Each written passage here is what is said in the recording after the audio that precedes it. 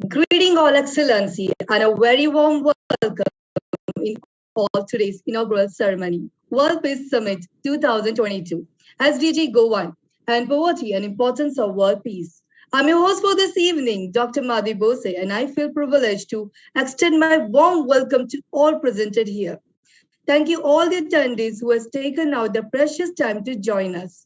I would like to welcome our exceptional, dazzling, genius, and dynamic personalities among us are today's intellectual, honorable dignitaries, and eminent chief guest speakers. I would like to begin our today's webinar with our President, Dr. Caroline Ma'am. Dr. V.J.E. Caroline Ma'am, Professor of English and Environmental Studies, Counseling Psychologist, International Speaker, Faculty Advisor, Innovation and Entrepreneur, SELF, Faculty Advisor, Engineers Without Borders, Chairman, the Life Foundation, Vishwa Humanity United International Royal Council, MBCA-TV.net, Secretary, the Lion Clubs International, Navbharat, Hyderabad, Psychologist Association India, soft skill trainer, TV speaker, and the true inspiration for all of us. Over to you, respected ma'am. Good evening. Namaste from India. I'm Dr. Vijay Caroline, Professor, Counseling Psychologist, and especially the Managing Director of Vishwa Humanity United International Royal Council. Thank you very much, all the dignitaries, Honorable Chief Guest. Thank you, sir, for joining us. Thank you, all the dignitaries, for joining us. We are going to have a great evening. We are celebrating the webinar, that is the World Peace Summit 2022, which begins today. A 18-day summit where we are going to address the world peace. We know very well the world is with unrest, a lot of traumatized environment we are living. And so we need to address as well the sustainable development goals. All the 17 goals need to be addressed for the betterment of the society, nation, and globally. I would like to introduce about our organization, Vishwa Humanity United International Royal Council, established under Government of India, Section 8 of the Companies Act 2013, to be the symbol of the unity and peace for all nations and dedicated to ending poverty by improving and empowering the lives of vulnerable populations around the world and spreading the culture of peace, harmony, and tolerance. Royal Council works in the area of various disciplines like cultural exchange, agriculture, food, health, education, research and development, environment, sustainable development, child welfare, and women empowerment. So all these areas we are going to address, and we try our best level to solve the.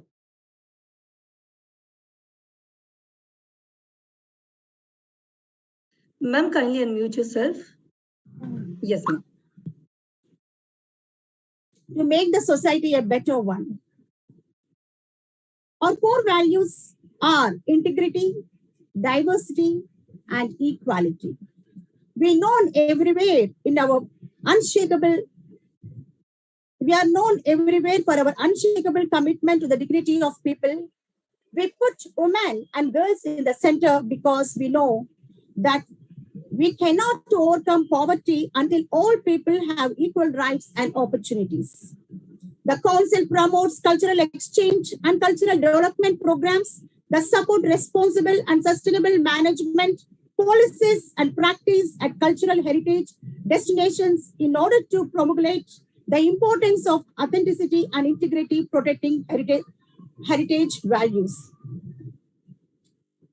Our vision is to serve humanity and end violence, a peaceful world without poverty, and to strive for building peaceful local, national, international communities leading from vulnerability to empowerment.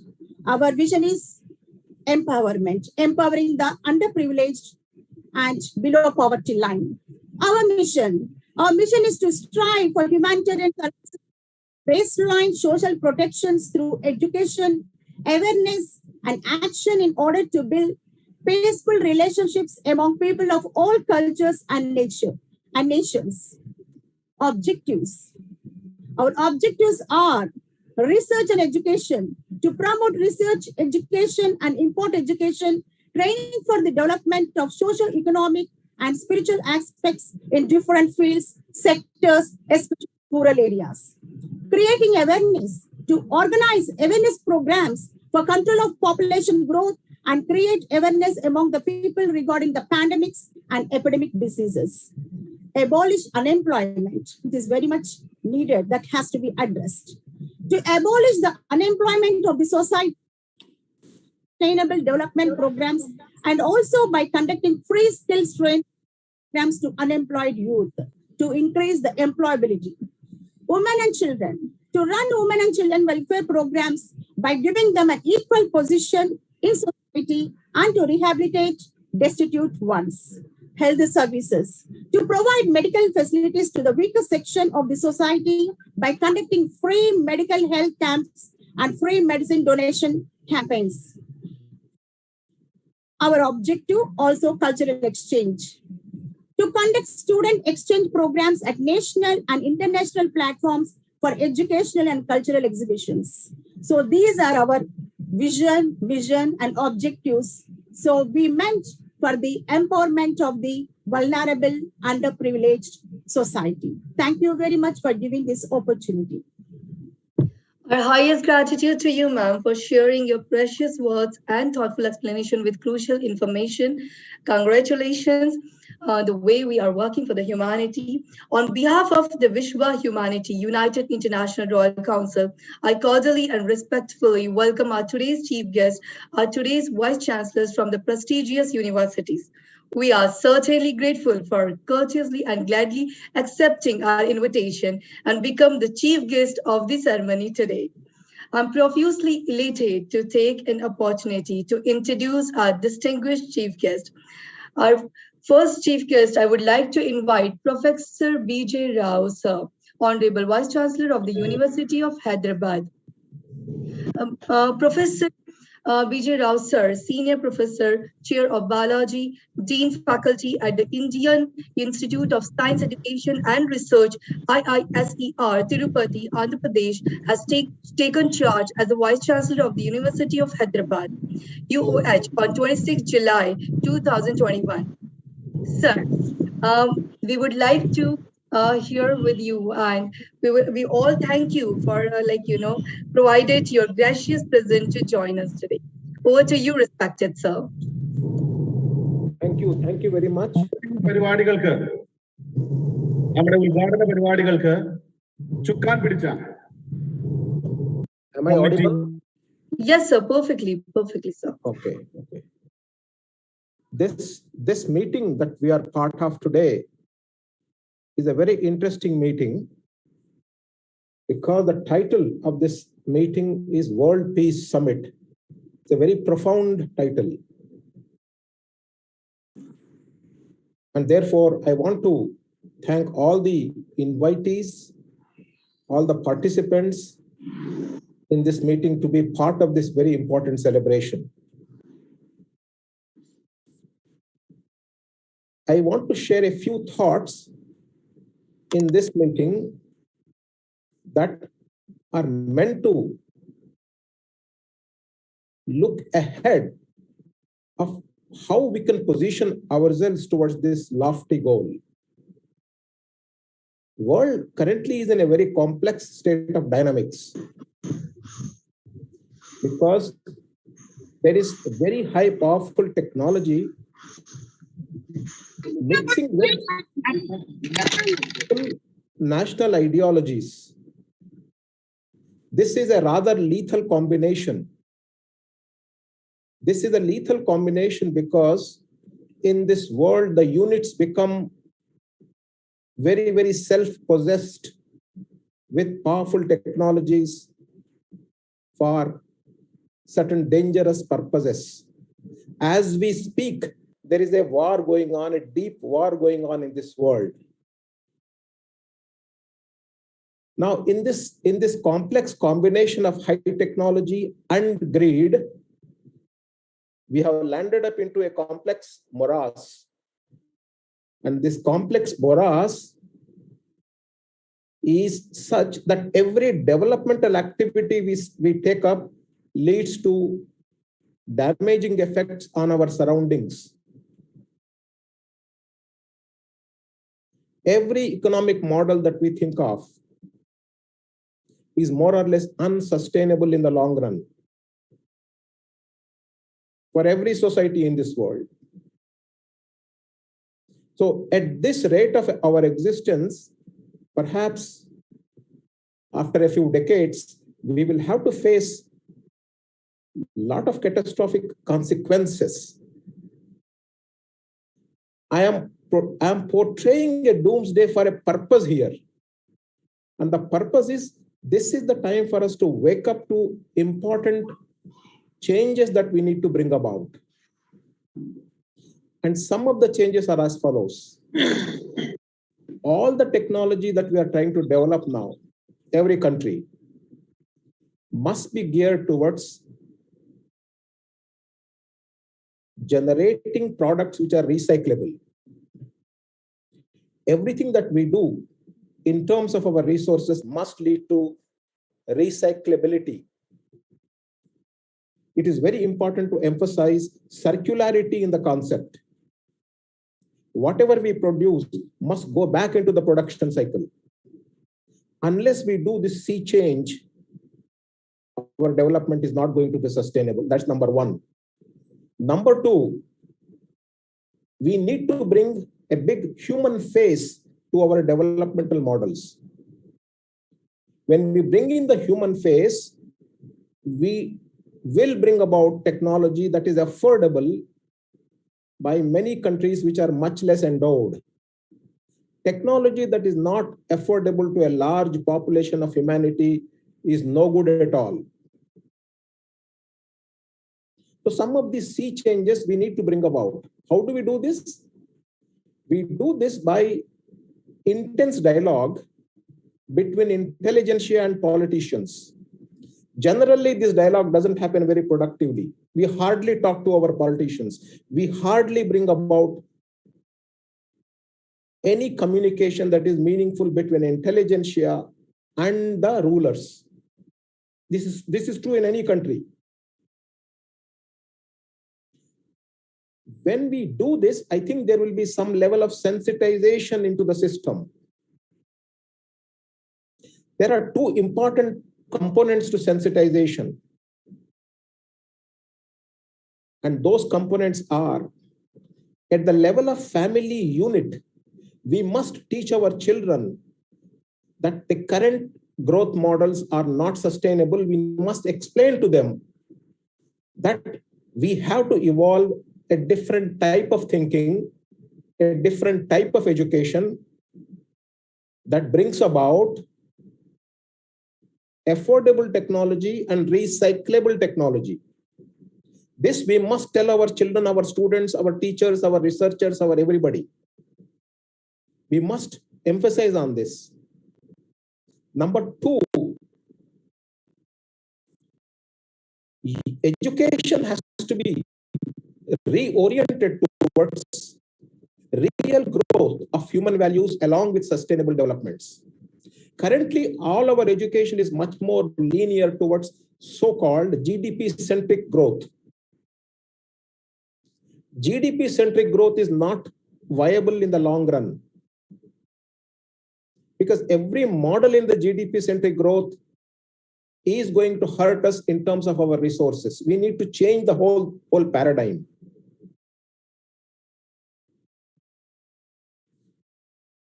There are very complex issues on this topic.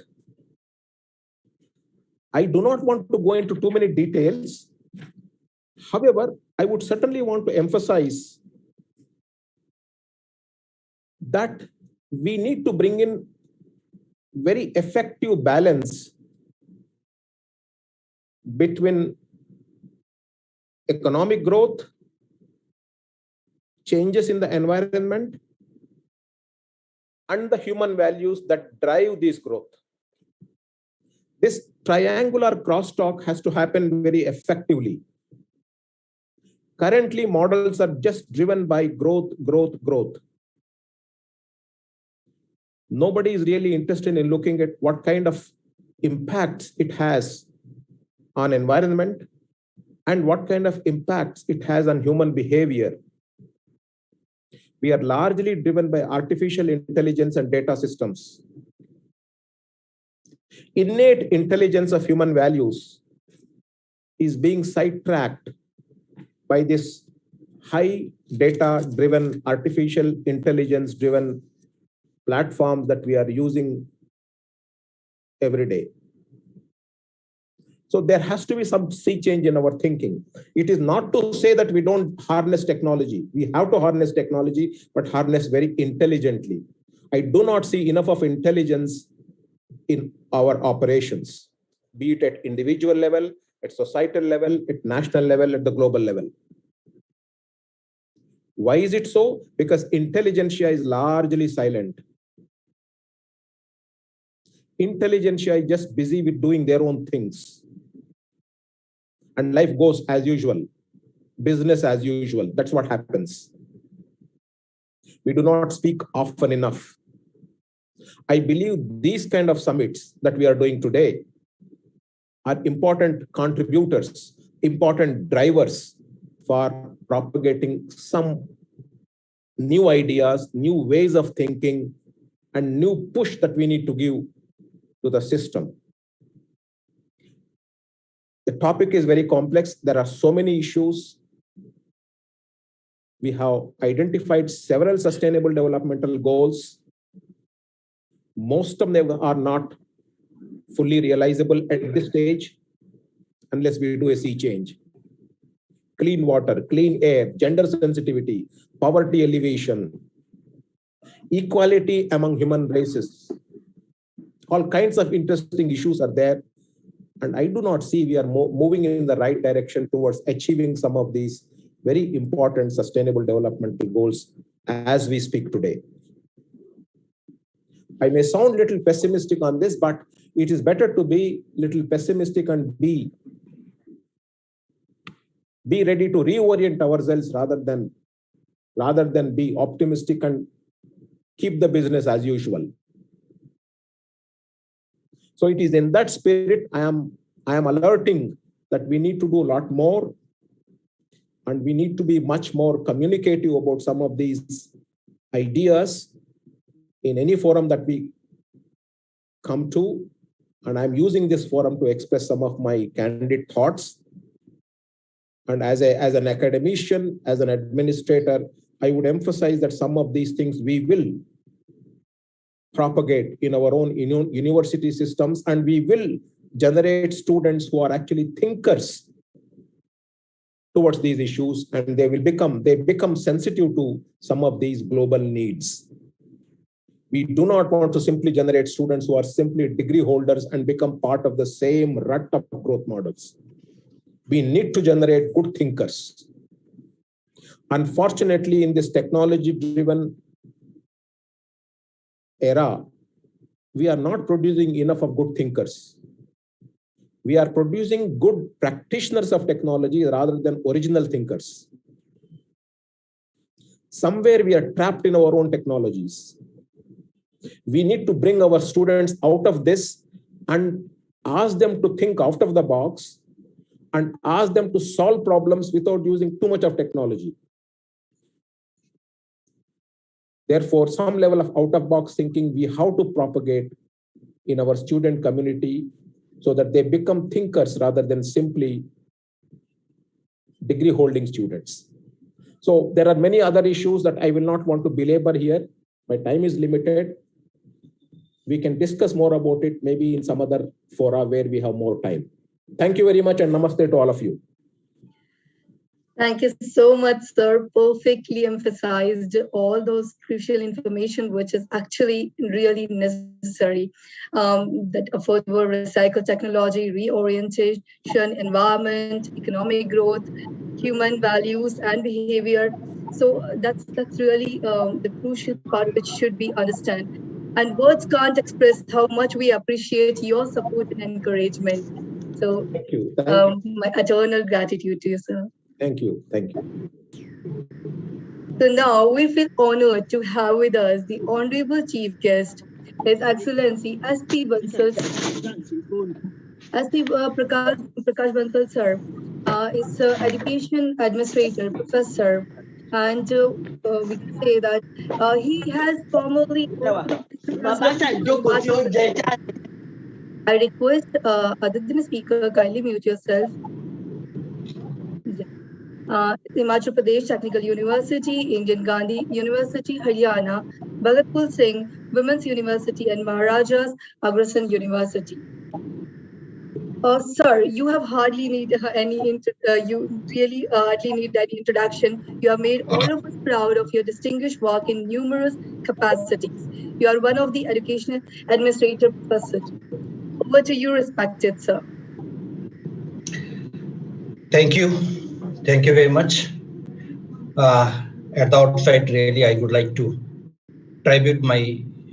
offer my tribute of love and admiration towards the organizer, particularly this council, for giving me a chance to speak on this very important platform. That you are really doing a wonderful job by organizing this summit for 18 days altogether on very important theme, that is World Peace Summit. Yeah, dear Chairman, dear President, already we have listened to Dr. Madhavi in the introductory remark, and just now we have listened to Professor Rao, Vice Chancellor of Hyderabad University. Really, I'm glad that this initiative is a very important and need of the hour. While we all are discussing on this very important issue of sustainable development goals, I would like to distribute this talk in sub-thematic areas. Firstly, I would like to focus on mainly what is really the genesis of these SDGs, and followed by a little bit I would like to discuss on the agenda, and then how it is affected due to this COVID. Already we have seen that we have seen very tough time altogether in these 2 years, and altogether these 2 years out of this tough time, we also have seen so many challenges, and we have find so many solutions out of that challenges, and at the same time we have gone with that kind of singularity out of that all tough time which we have faced, and the last years in India's situation, and how India is ready to deal with this, the first SDG that is very important, the poverty. Dear friends, of course, as we all know that it was in 1992 in June when the Earth Summit in Rio, more than 178 countries adopted the Agenda 21. A comprehensive plan was given for action to build a global partnership during that time to sustainable development, to improve at least the human lives and protect the environment. That is really very important.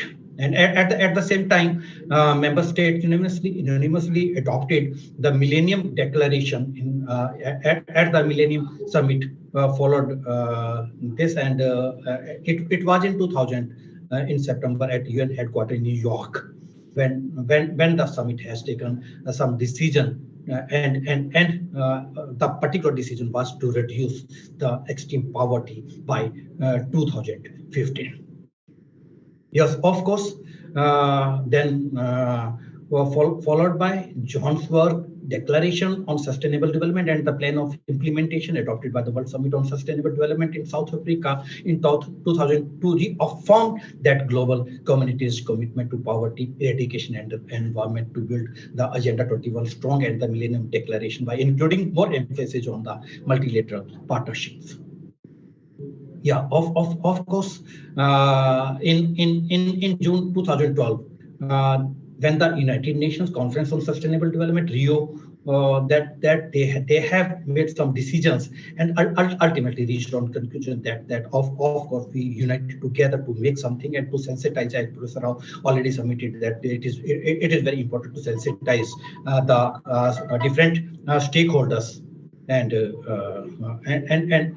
different sensitize, and at least we should give to this generation the future safe environment. That is very important, and at the same time, this is our responsibility as being the educationist, as being administrator. This is also our responsibility to sensitize at least the students, this generation, so that we can see a very pleasant future for this world peace. In June 2015, the General Assembly began the negotiation process on the post-2015 development agenda, and the process culminated in the subsequent adoption when they have fixed that the 2030 agenda for sustainable development with they have given the 17 SDGs, sustainable development goals at its core, and they have fixed the agenda, and 2030 agenda of sustainable development adopted by the United Nations members in 2015 provides a shared blueprint for peace and prosperity for people and the planet at now and into the future. That was very important, and 17 goals. I'm very happy that this 18-day summit already one day you have fixed on one agenda, one goal. The one agenda, one goal. First goal is no poverty, and today I'm happy that it is a very important issue which we are discussing today on no poverty. And of course all these issues which we are going to discuss on the 17th, that at least 2030 we will leave to this generation a very safe environment. Yes, dear friends, why this SDGs? Which each goal matters on its own way. They are interconnected, because all the 17 goals which I'm talking about interconnected in incorporating social, economic, and environmental sustainability. Rather, I can say that it is a blueprint for the dignity, peace, and prosperity for people and the planet, now and for the future. Adopting these goals can be considered important due to it will definitely encourage social mobilization. Definitely, it will lead towards create peer pressure among the political leaders. As Professor Rao was also mentioning, that it is the political will which we really need for the success of this 2030 this whatever the peace aim we have taken, and of course the super network of expertise. We have to involve certain kind of expertise that we need to take, and knowledge and practice into action, and mobilize stakeholders, network across the countries, across the sectors, across the regions, coming together for a common goal, that is world peace. Dear friends, SDG 1, that is the end poverty, and all we know that globally the number of people living in extreme poverty declined from 36% in 1990 to 10% in 2015. That was really a very big question mark before all of us, that how to deal with it. And but the pace of change in disrupting the COVID-19 crisis risk reversing decades of progress in the fight against poverty. But particularly in India. Also today, it was in the newspaper that we have gone behind 10 years back due to this COVID period time. Main facts regarding this SDG 1 is that according to the most recent estimates in 2015, 10% of the world's population, or we can say 734 million people, live on less than sorry, $1.90 a day. The share of world's workers living in extreme poverty fell by half over the last decade, from 14.3% in 2010 to 7.1% in 2019. Sorry. Even before COVID-19, baseline projections suggested that 6% of the global population would still be living in extreme poverty in 2030. Again, this is an alarming point for all of us, and missing the target of ending poverty. Fallout from the pandemic threatens to push over 70 million people into extreme poverty.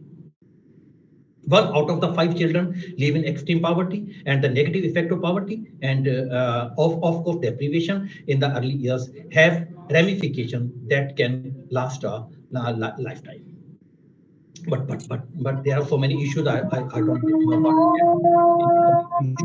due to the less time constraint. But of course, it is very important that we have to fix our target to achieve this SDG 1. It means by 2030, eradicate extreme poverty of all people everywhere, currently measured by people living in the less than even 1.95, which I was earlier discussing, and even in India, $1.25 a day. And by 2030, reduce at least by half the proportion of men, women, and children of all ages living in poverty in all the dimensions according to national definitions, and implement nationally appreciate social protection system and measure for all, including flows by 2030, achieving substantial coverage of the poor and the vulnerable. That is very important, and of course, it is very important that we have to together. We have to come together, whether they are the developing countries or the developed countries, to fight all this against this poverty. But I have already told that this COVID-19 situation, the developing countries are the most risk during and in the aftermath of the pandemic, not only as a health crisis, but as a devastating social and economic crisis over the months and years to come.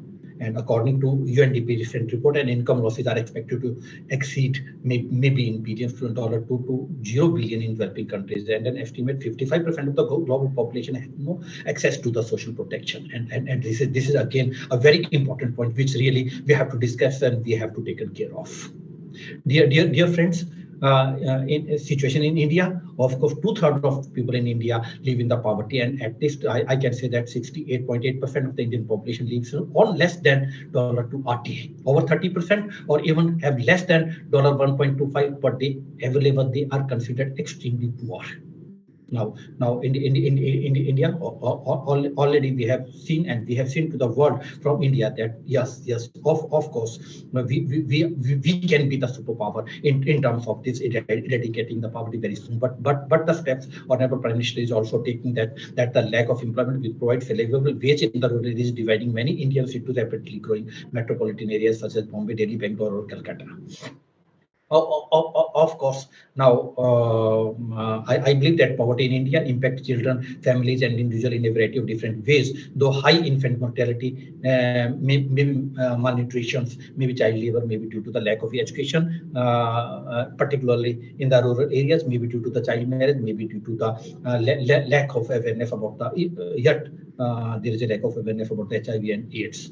But achieving SDG 1 for India as well as for the whole world is very important, and the way forward for India is, in order to overcome these issues and challenges, confronting India to achieve Sustainable Development Goal 1 and eradicating poverty in all its form from our country. That is very important, and it's essential that the masses be provided with quality education. That is very important, and because National Education Policy 2020 is already before all of us, and that we are going to implement that education policy, and the important part of that education policy is, of course, that we also have to take care about that agenda, and 2030 SDGs. Already we have included that while we are implementing that education policy in our universities, and particularly we are concentrating on the vitality and vibrancy of higher education with the help of only SDG 2030, and we are taking care of every stakeholder of the society. I'm very happy that I have got a chance to speak on this very important platform, and though many things which I really would like to speak, but definitely I would like to link with this council, and in some other platform, really I would like to love to talk and further in details. Thank you very much for giving me a chance on this important and sharing my views. Thank you so nice. Thank you very much. Thank you to you, sir. We are feeling even extremely gratified that you have shared all the required major information and awareness, which is so crucial to understand. And when you said about the 10 years, absolutely, we gone 10 years back. But I believe that we have an example of like Raja Rao, sir, ma'am, our platform, and those eminent, all the eminent vice chancellors and dignitaries like you. So I believe that we will just cover it up. So that is a great support from your dignitaries. We really required. We'll be forever grateful for the encouragement you gave to all of us. Now, thank you. Thank you so much, sir. Thank you so much, sir. Now, may I humbly invite our next respected chief guest, uh, like Professor Sanjay Satpathy, sir. Dr. Sanjay Satpathy Kumar, sir, Professor of Commerce, MCom, PhD, and he's a dean, honored with numerous national and international awards, medals, trophies, and invited internationally as a guest speaker. Let me tell you, all the amazing audience, that if I tell about all of them, so it's gonna be so many pages, because they have huge achievements, and we are so fortunate to have all of them today. Dr. Sanjay, sir, uh, are you there with us? Over to you, respected sir. Dr. Sanjay Satpathy, sir. Sir, he is here. He is here. Yes, sir. Yes, yes. Sir. Over to you, honorable sir. Thank you. Thank you, Madhvi. Am I audible? Absolutely audible, sir. Okay, nice. It's a wonderful imagination of this summit. I thank all those, even who has got a squirrel's contribution for this summit. As it is told by two gallant speakers, it is the right time we have to think on these lines of global peace. So when I got this invitation to talk, I got a flash of my school days, the lines of the Tale of Two Cities by Dickens. The lines are still written in my heart. It is the best of times. It is the worst of times. It is the age of wisdom. It is the age of foolishness. It is the epoch of belief. It is the epoch of incredulity. It is the season of light. It is the season of darkness. And it is the spring of hope. And it is the winter of despair. There are two diametrically opposite things. They are there. Splendid in one side and in the other side, which is a greater side that demands our attention.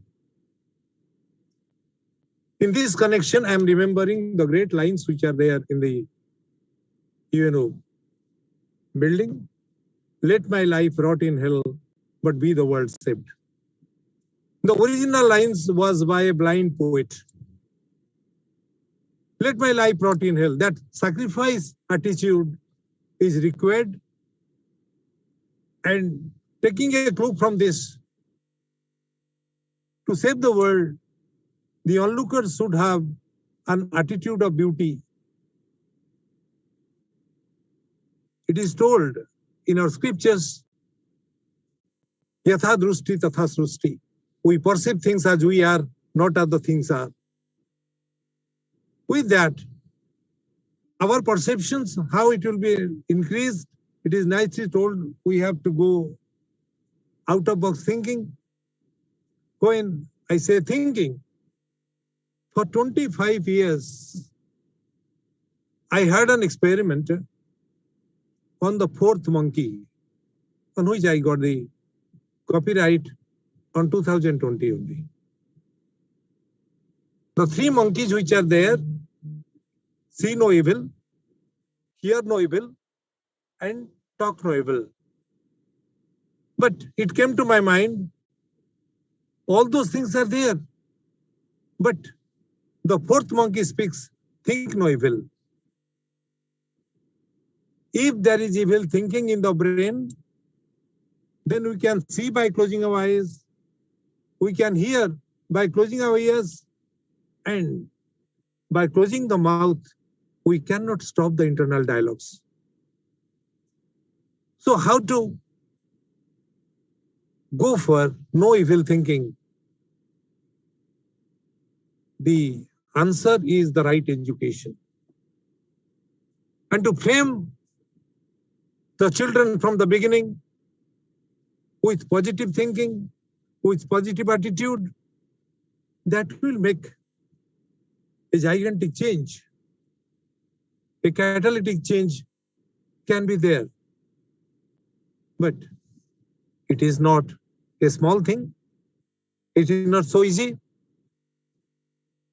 Looking to many of the preachers, my observation is, as I'm a commentator of Rath Yatra for last 17 years and gone through the philosophy of Jagannath, and I have 1500 episodes on the philosophy of Shirdi Sai. So I feel that knowledge has been meager to go for the solution. But making the thinking positive, training the children from the beginning on a positive track, that will lead to the world peace, global peace. If I am not peaceful within, internally, how can I give peace to others? How can I think of peace of the globe? The turbulent waters never give the reflection of the sun or moon or even the lotus. Not even the face. With this, I can tell you, the reflection of the face is a case of narcissism. One becomes self-centered, looking to the self, looking to the own attitudes. What has the Corona had taught us? Even your family members may not be yours, they may not see your face. You may not get any support. No money will go with you.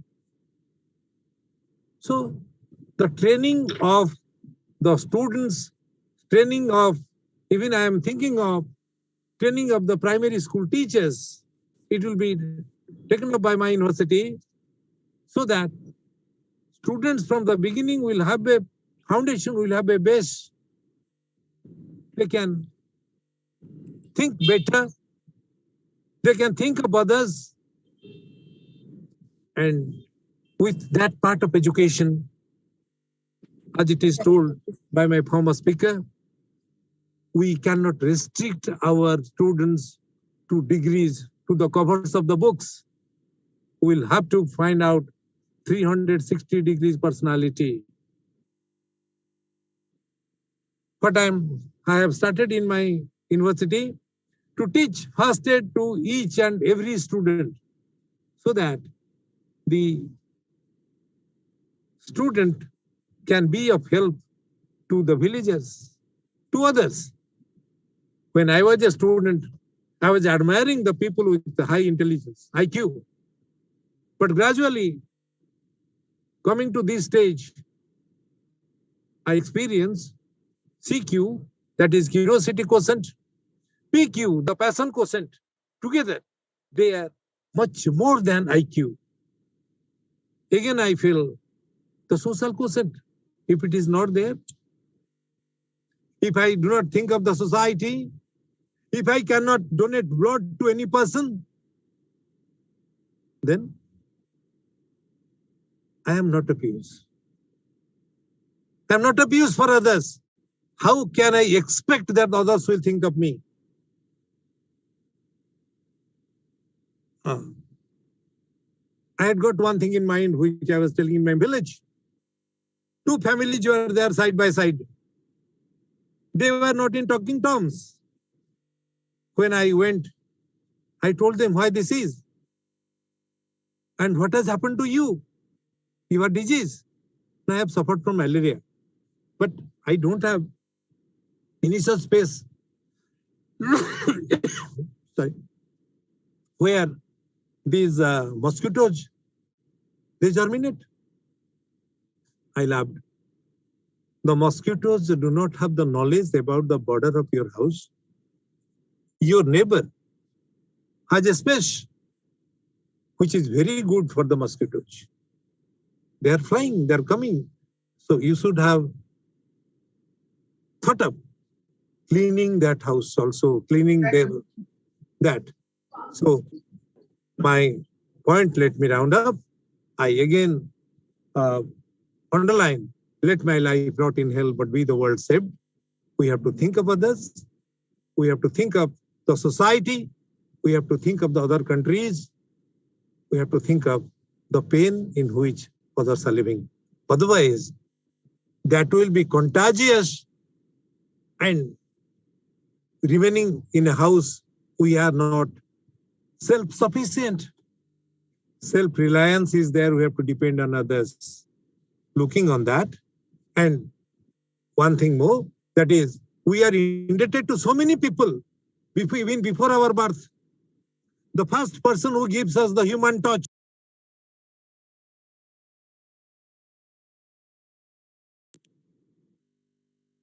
not anybody who is near and dear to us, somebody of a lower strata of the society, and who gives us the first human touch, the road in which we walk, the school building in which we have read. Everything is done by so many people, and we are indebted to all of them. If this sense of thought will come, then we'll feel wherever there is an opportunity, we have to clear it up. We will try to help so that some of the burden of debt which is there on us will be lessened. So I thank all of you for organizing such a nice platform and choosing me to speak out something for global peace. So I end up with giving you the idea of my fourth monkey, think no evil, the world will change. Thank you. Thank you so much, sir. You all have so down to the earth, and that's really wonderful to have you here.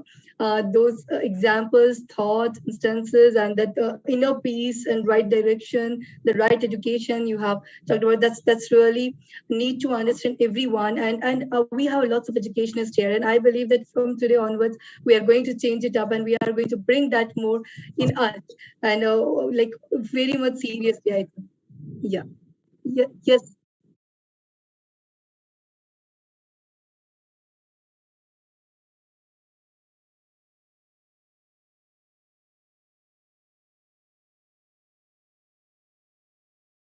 Nanda says, everything is easy if we are busy.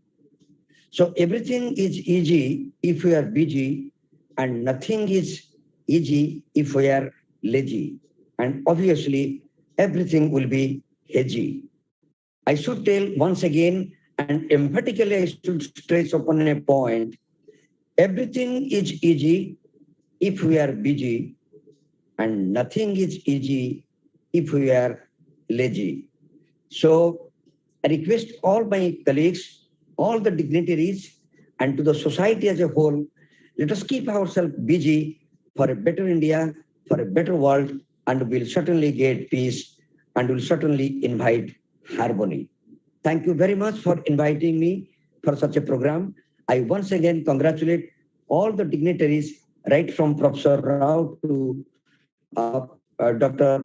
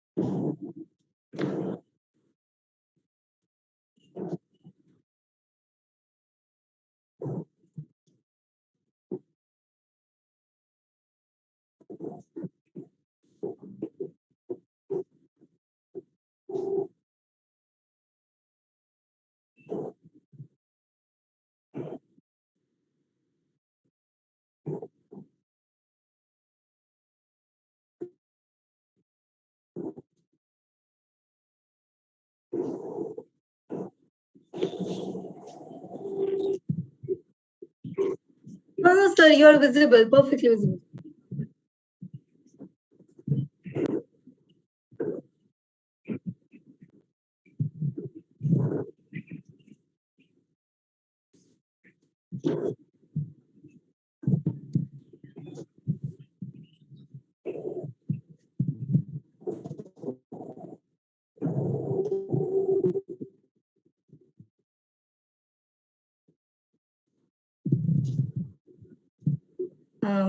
Okay, sir. Sajal, ma'am is joining. I would like to give bit views over here, and that Prafulla sir, really you have come up and ended up with a very amazing idea, and I believe, being a philosopher, we have really read this, that it is always said that Indians are the one of the intelligent people in the all over the world, but the most laziest as ever, and very good starters but poor finishers.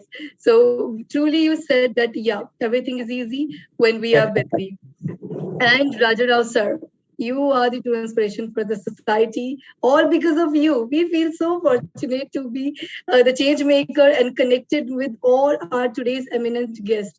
So thank you so much, sir. Thank you, madam. Thank you, Dr. Raja Rao. Thank you very much, Dr. Raja Rao, for your nice appreciation, love, and affection.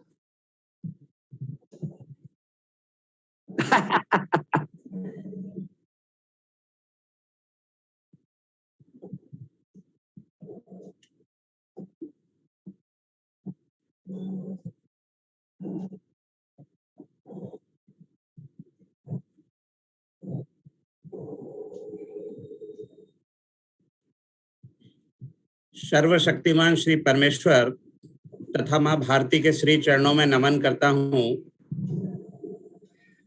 World peace summit के इस बेहतरीन आयोजन के आयोजक doctor Raja Rao sir, chairman ma'am doctor Madhavi ji, विभिन्न देश के विश्वविद्यालयों के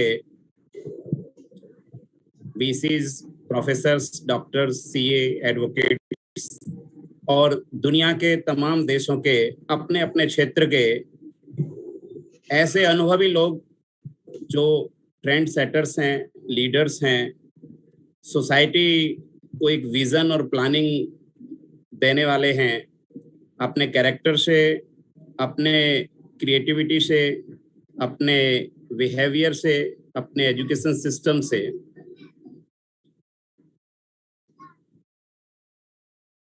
यूथ फॉर नेशन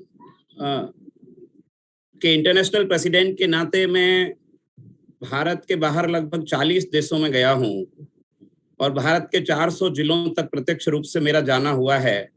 लगभग 25 लाख किलोमीटर के आसपास की जर्नी मैंने की होगी और दुनिया में करीब 5 करोड़ लोगों को बहुत अपनी आंखों से सामने से देखा होगा।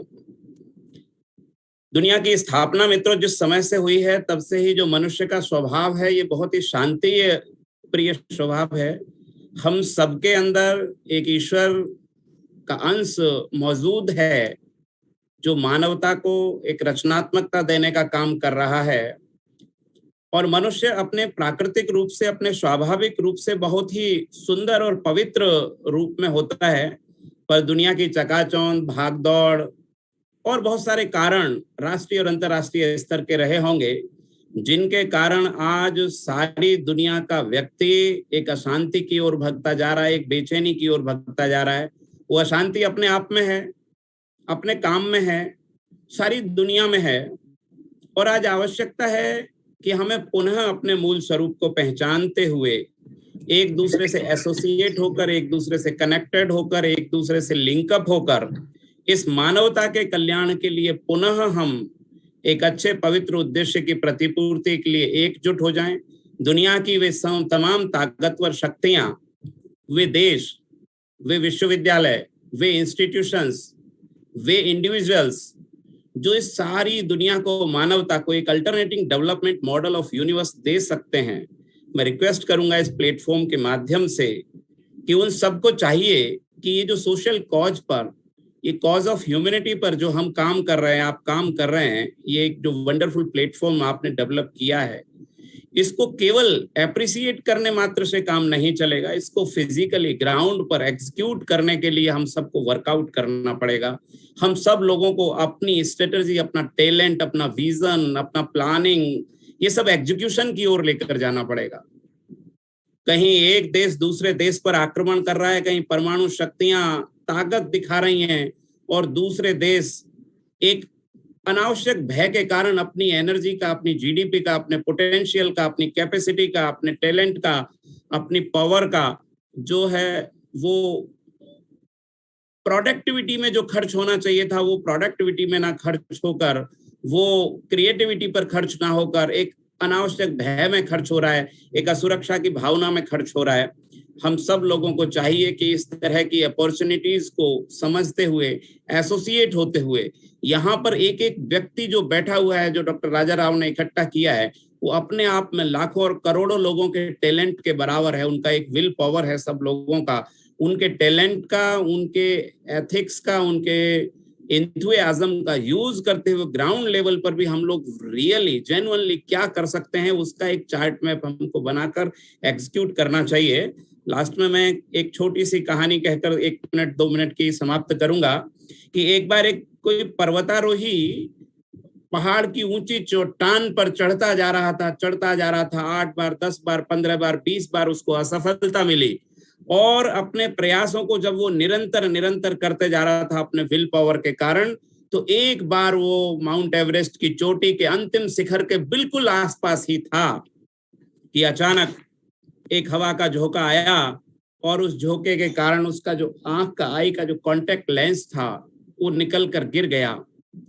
ऐसी बर्फीली वादियों में, पहाड़ियों में जब वो लेंस गिरा तो उस लेंस के गिरने के कारण उसकी आंखों के सामने, पर्वतारोही की आंखों के सामने धुंधलापन छा गया और परिणाम यह हुआ कि उसे लगा कि मेरे 20-30 वर्ष की जो तपस्या थी, मेरा जो विल पावर था, मेरी जो कैपेसिटी थी, मेरी जो इच्छा शक्ति थी, आज शायद ईश्वर ने फिर मेरा साथ नहीं दिया है और अब मैं शायद इसको नहीं कर पाऊं। लेकिन अंदर से फिर उसे आवाज आई कि नहीं, yes I can do it without the help of lens, without the help of any other things.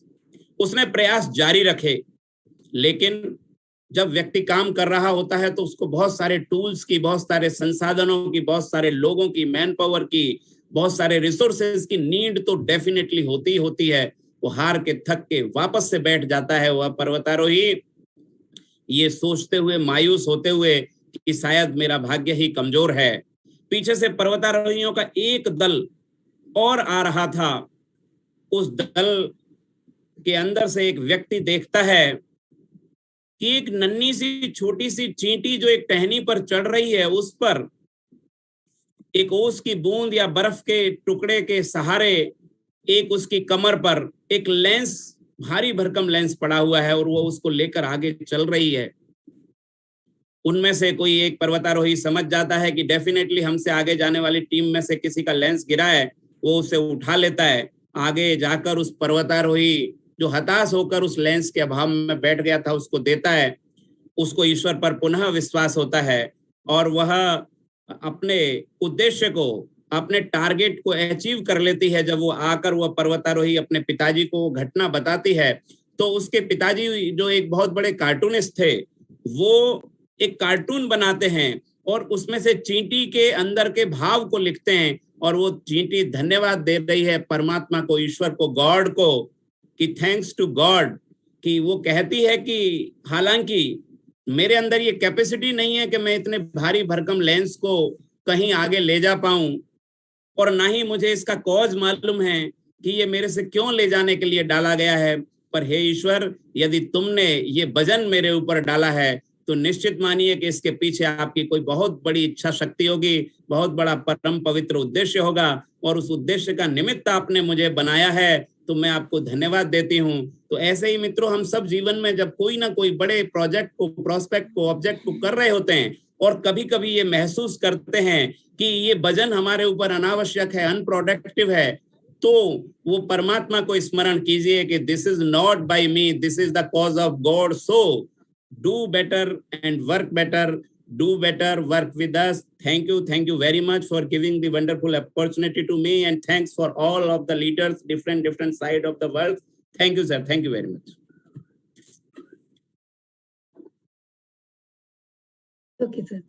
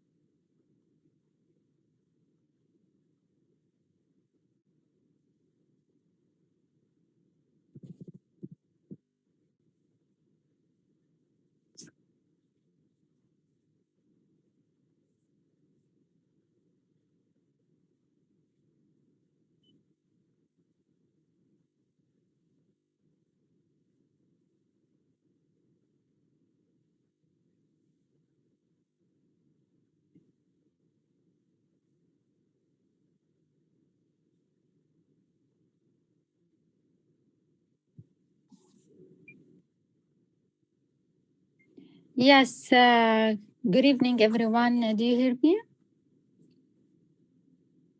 Yes, ma'am. Okay. Yes, good evening. This is Dr. Tamara Lagasse, and the President of American International Education Federation, and thank you for the introduction. I'm very glad to be between all of you today in this World Peace Summit to discuss a very, very important and critical issue.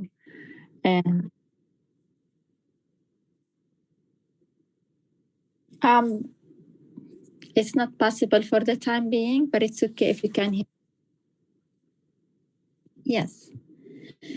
So today our meeting carry a very, very important subject because our world facing a lot of issues and we need to go through it and to be very practical. Yes, we talked a lot before. Everybody's bringing a very good value here in their speeches, discussing the peace, the sustainable development goals, the number 16 target. Yes, but we need to be more practical in addressing the causes and what's the solutions and what's the action should be taken to really proceed and having a real change in our world. If anything, our world needs a change. So let me go through some points and being very kind of scientific, practical, and then we're going to proceed to some part of solutions where we're going to have a real outcomes for our meeting today.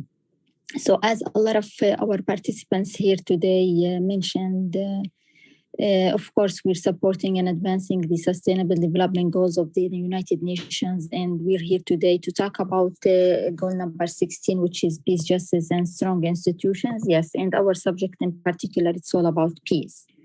So we will shed a light today on the importance of the role that all of us, policymakers, governments, organizations, civil society, and everybody has to do and to add and to start to establish the principles of the peace and human rights and have the real solutions and adapting them formally to build a sustainable peace that faces all the challenges that our world facing. Everybody knows that every region almost around the globe is facing conflicts let's talk about the latest Ukrainian and Russian conflict all the way to Far East and Middle East, everywhere. That's why we really, the whole world in a huge need for solutions for all these conflicts. So goal 16 is the core sustainable development goals. Peace is the foundation for sustainable development, and the inclusion of this goal in the sustainable development goals is significant, especially for our time. And everybody knows about the Agenda 2030, which states that there can be no sustainable development without peace and no peace without sustainable development. It's a fundamental goal here if our world wants to proceed, because there's not going to be any way to start our development process and building our infrastructure if there are wars or conflicts around the globe. We all need to set up these type of conflicts and having real solutions and then proceed in the development process. That's why it's essential, critical, important, so much important. Stability, human rights, laws, and effective governance are shaping the nation's security, which build peace and justice. And if you want to go deeper in peace, in the peace process, so we need to promote justice, peaceful and inclusive societies, ensure access to justice, and build efficient and responsible communities, starting from the institutions, corporations, organizations, civil society associations, the community itself, school, every single part in our communities and around the globe. When it comes to peace, there are a lot of challenges, like health challenge and what happened during, the COVID and post-COVID, and now the conflict that we're facing. It all adds up to our world, and our world is very affected, as you see, affected economically, socially, in education, in all sectors. So, how the peace process was affected in particular. All the conflicts, insecurity, abuse, persecution, limited access to justice will always be the main threat for sustainable development and peace. High levels of armed violence and insecurity have a destructive impact on countries' development, affecting economic growth and often resulting in long-standing grievances among communities that can last for generations. Our goal here is protecting, building, and advocating for the peace and justice process, which is the infrastructure for all the development projects to help building and securing societies' basic needs and expand individuals' opportunities to reach the maximum of their potential and capabilities. The SDGs aim to significantly reduce all forms of violence, which we all support, and working with the United Nations day and night to proceed and achieve these goals, and work with governments and communities and strong institutions to end conflict and insecurity, and to ensure global standards of justice and a commitment to peace everywhere. The spread of weapons of mass destruction poses a threat to the international communities. All the trade and conventional arms and the use of chemical, biological, radiological, and nuclear weapons raises serious humanitarian and security concerns. Sale of arms and innovating on mass destructive weapons need to be reduced, or maybe at one point ended. However, SDG 16 is not just about ending wars and reducing the incidence of violence. In addition to two targets and reducing violence, SDG 16 also has a focus in important drivers of conflict, including access to justice, corruption and bribery, transparency, fundamental freedoms, and particularly decision making. To maintain sustainable peace, we must combating individual human rights violations, either directly or through special support test cases through the competent courts, providing direct assistance to those whose rights have been violated. So those 2 points are really important, and I'm going to add some other points on how to face what's happening around the globe.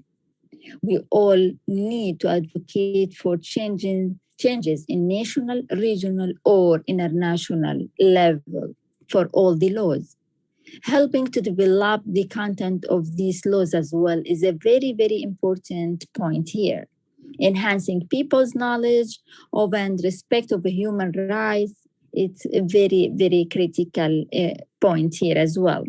The protection and promotion of human rights is primarily due to the sovereign state, which must provide the necessary protection for the various rights contained in the conventions and universal declarations of human rights.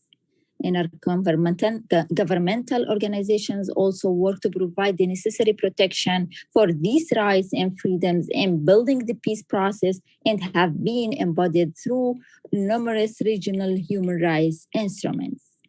Our goal here is protecting and advocating for the peace and justice process, which is the infrastructure. Again, it's the infrastructure for all the community and for all the societies, local level, regional, and global level. We need to expand individuals' opportunities to reach the maximum of their potential and capabilities. The organizations, governmental organization and non-governmental organization, are considered one of the pillars of the securing peace and protection of human rights and peace in the international communities due to the multiple capabilities and mechanisms that they possess in achieving and defining the interests of individuals and trying to stop human rights violations, seeking to implement national and international laws related to human rights, and have become a great guarantee for the principles of international human rights law.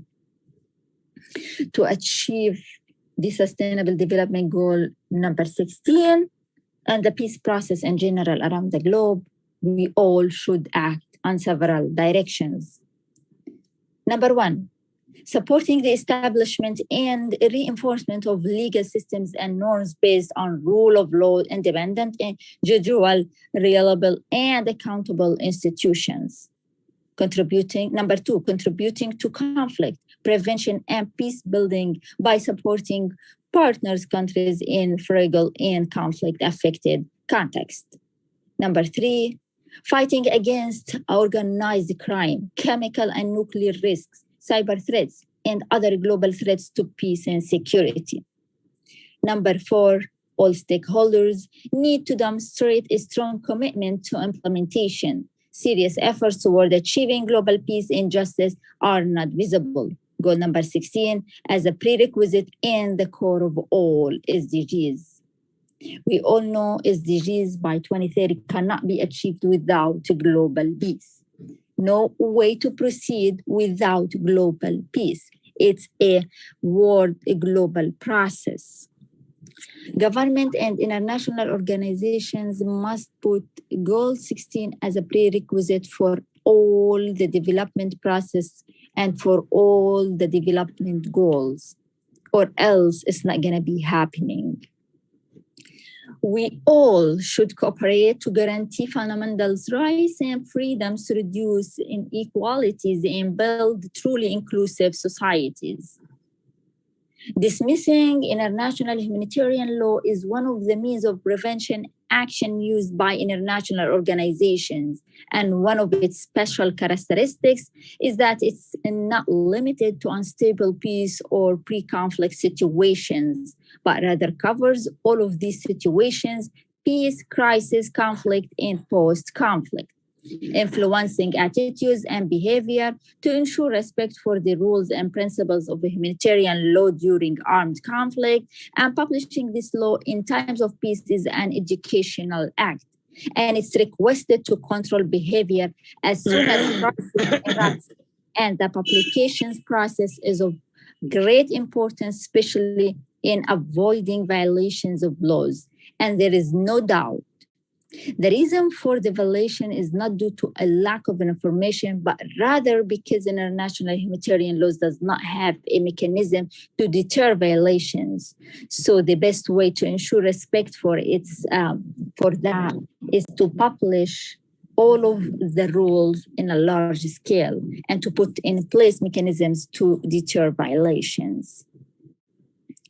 We all here should cooperate to guarantee fundamental rights and freedoms to reduce inequalities and build truly inclusive societies again and again, which will better secure peace and societies and the whole world.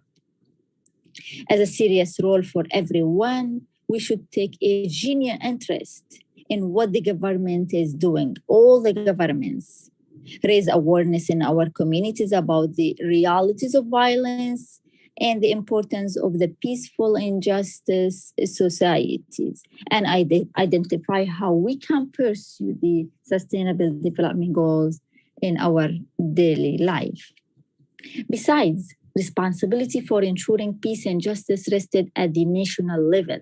Such responsibility must be accompanied by responsible behavior and international cooperation. Global processes need to be leveraged to facilitate the national level action. This should include building a global partnership that brings together supporters of peaceful, justice, inclusive societies, providing context-specific support and addressing transitional drivers of conflict. We all need always to be the change.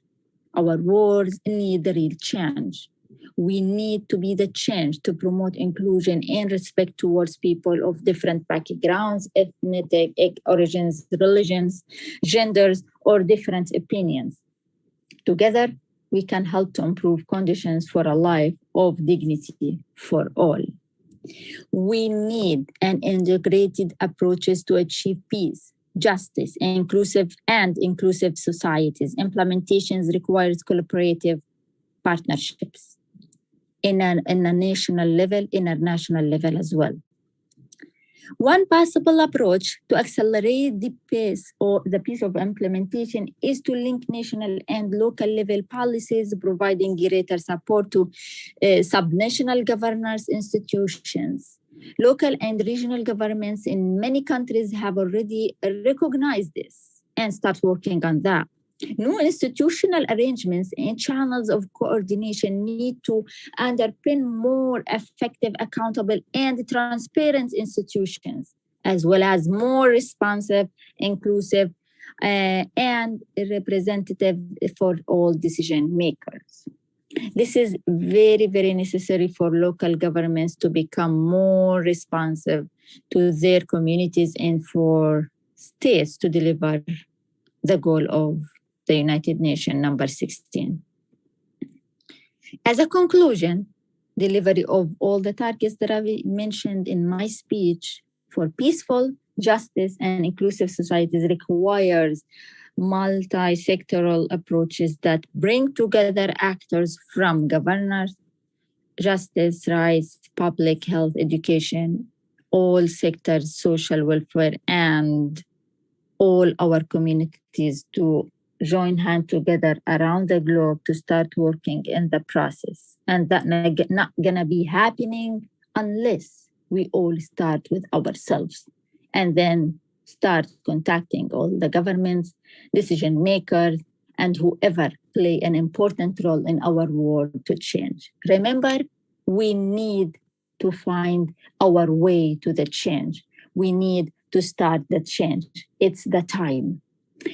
Thank you so much for being with all of you today in this meeting. And I hope that at one point we're going to have the real outcomes where we're going to be able to proceed and to deliver all the recommendations to all the decision maker and start working through the outcomes with all the societies, all the organization, all the social, all the societies, and also all the civil societies institutions to start having a real change.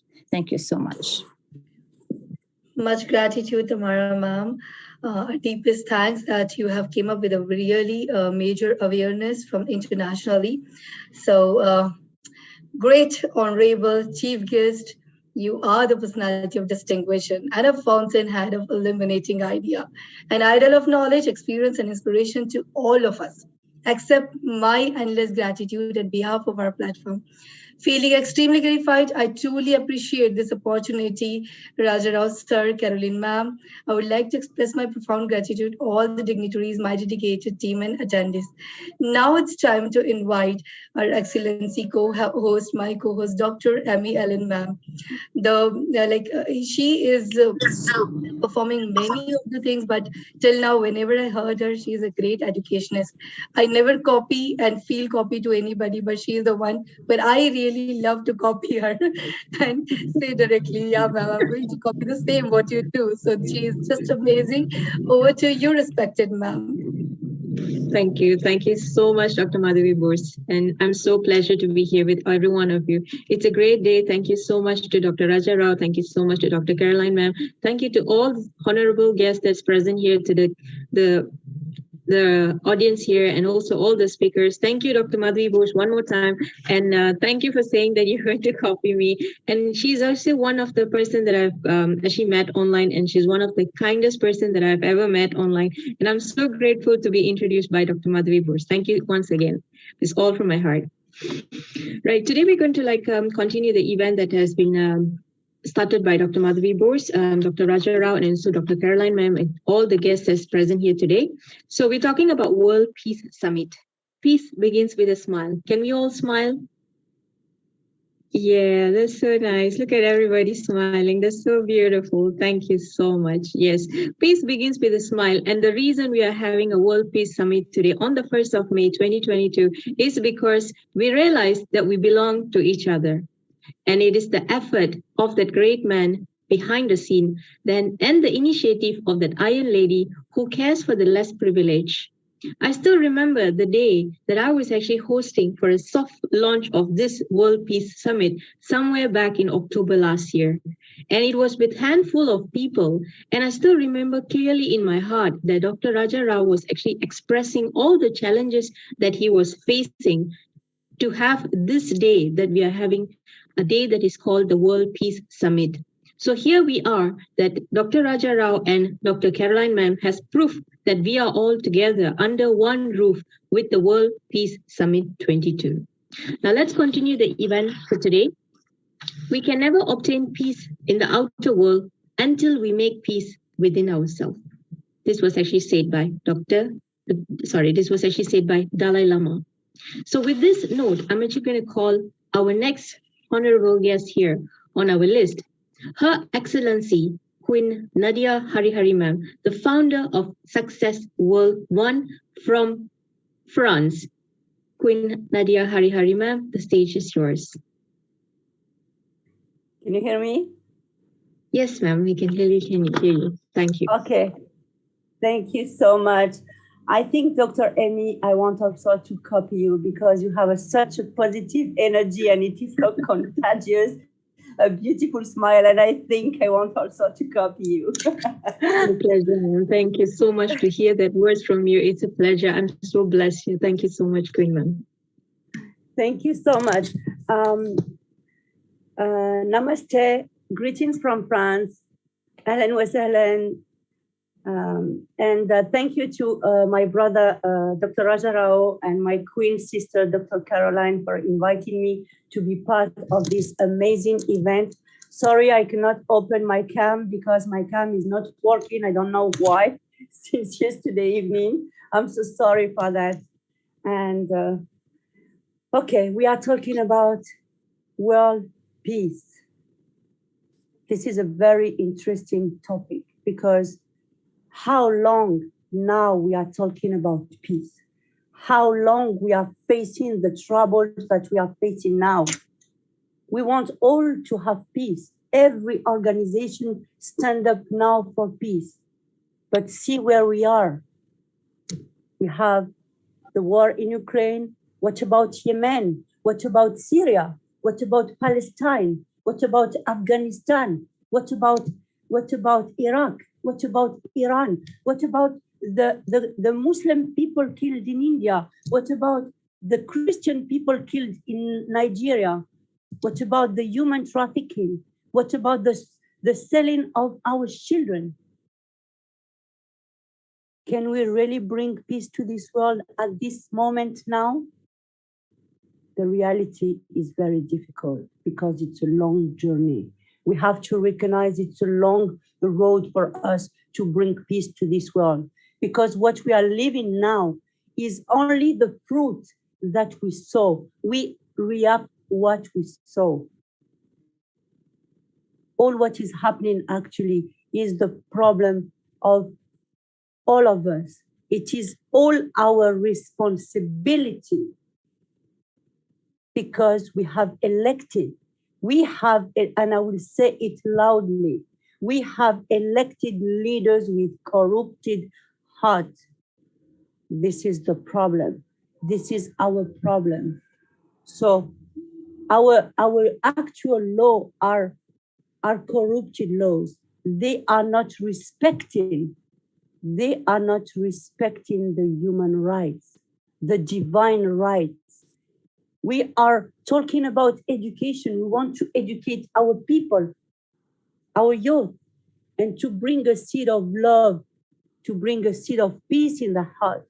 But actually, our system is in failure. Why? Because we are creating, through our actual education, we are creating vicious intelligence. We are developing vicious intelligence. And this is why we are all here. We need to work on wisdom. We need to work on love for everyone. We need to stand up for our women and not only fight for gender equality, but the equality of every human being in every continent, with every opportunity of rights. This is important. We have to eradicate completely the hatred that we have within us, because the solution for sustainable goals, the solution for sustainable solution for world peace is not in the material world. It's something that you can find only in your mind, in your heart. We are all talking about world peace, and we are all fighting our neighbors. We are fighting our children. We are fighting our husband, our family, our wife. In our family, we don't have peace. So how do you want us to bring peace to this world? Let's start from ourselves. Get aligned with your heart and mind. Be at peace. Develop forgiveness. This world is a reflection of ourselves. And this is why, since centuries and centuries and centuries, we are facing wars. Because we, humanity, we are acting like viruses in this planet. We are actually acting like anomaly of the system. We need to completely reform ourselves and change our mindset. We need to teach our children to not repeat the same mistake that we are doing. To not repeat the same mistake that we are doing. How can we, what is the solution that we have now? We can talk till 2030 about peace and all that. So what is the solution now to stop the war in Ukraine? What is the solution now to stop the hunger, the poverty, the violence? What is the solution now? We are talking and talking and talking, because in fact, in reality, we have to recognize it. In reality, now it's not possible until we find peace within ourselves, until we start to be united in the same divine love and respect one another. Without that, it is impossible, because all what is visible has been created in the invisible. We reap always what we sow. We are magnetic. We are energy. So when will we wake up and understand who we are and understand that we are abundance already. We are already peace. We are already love. We are already light. So let's put in practice what we are exactly. We are talking about God. We pray God to help us, but we are denying the existence of God by creating idols, by worshiping idols. We don't have money, but we find money to go and feed the idols. So all these kind of things are bringing poverty and balance to our world. When we will understand that we are part of God and God is part of us, we will realize that peace is already within us. We have just to find this treasury within us and develop that and be united. Let's move on in actions, not only by talk or making some Zoom meeting. It's not enough. Let's work together. Let's work together and say stop and destroy what we have created. Today, our technology that normally should serve as a tool to improve our life is used to destroy our planet, is used to destroy our brothers and sisters. And we remain in fears, we remain in doubt. And today, even the United Nations, I can say it, is powerless face to all what is going on. Tell them to stop Putin. Tell them to to solve the problem in Yemen, in Ethiopia, and all that. They can't. Why they can't? Because the problem is a consequence of what we saw. So if we unite now, I mean the true unification with love, equality, and feel free, we need to teach our leaders the wisdom. A leader should be a brother. A leader should be a father or a mother or a sister. This is a true leader. So I don't know what to add more. So this topic is affecting me so much because I have seen so many children killed. I have seen so many soldiers sent to war and kill innocent people. And they couldn't even say no because they follow the orders from crazy leaders. This is our problem. We have elected leaders that are not respecting the law. They have created the law against humanity. So all this show has to stop. And it will stop when we wake up in the consciousness and we realize who we are as a spirit, as equal people, free and equal people. When we realize our power, that we are capable to transform and change everything, and we create true leaders that will transform really the life of people and bring joy, happiness, prosperity. Yes, peace is symbol of prosperity.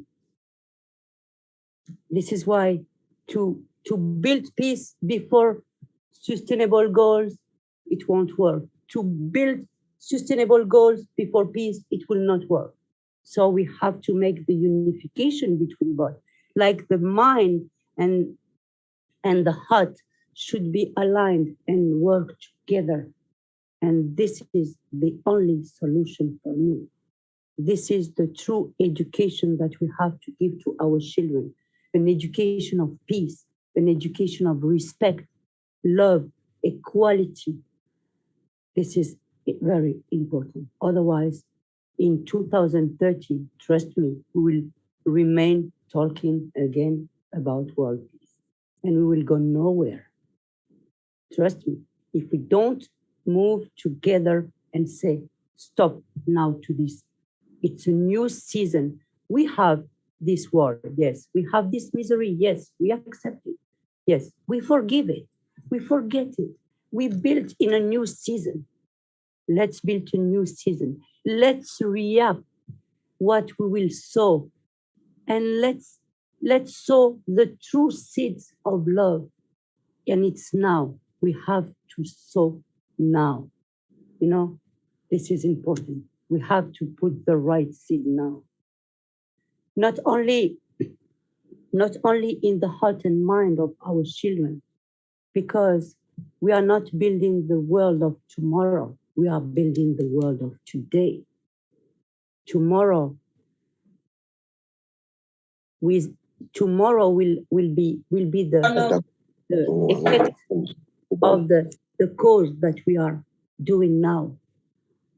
So thank you very much for inviting me, and I thank you. Just thank you. And thanks to my queen sister, Dr. Caroline, and Brother Rajarao. I want to congratulate you for the amazing work that you are doing, and know that I am here with all the support that I can for you.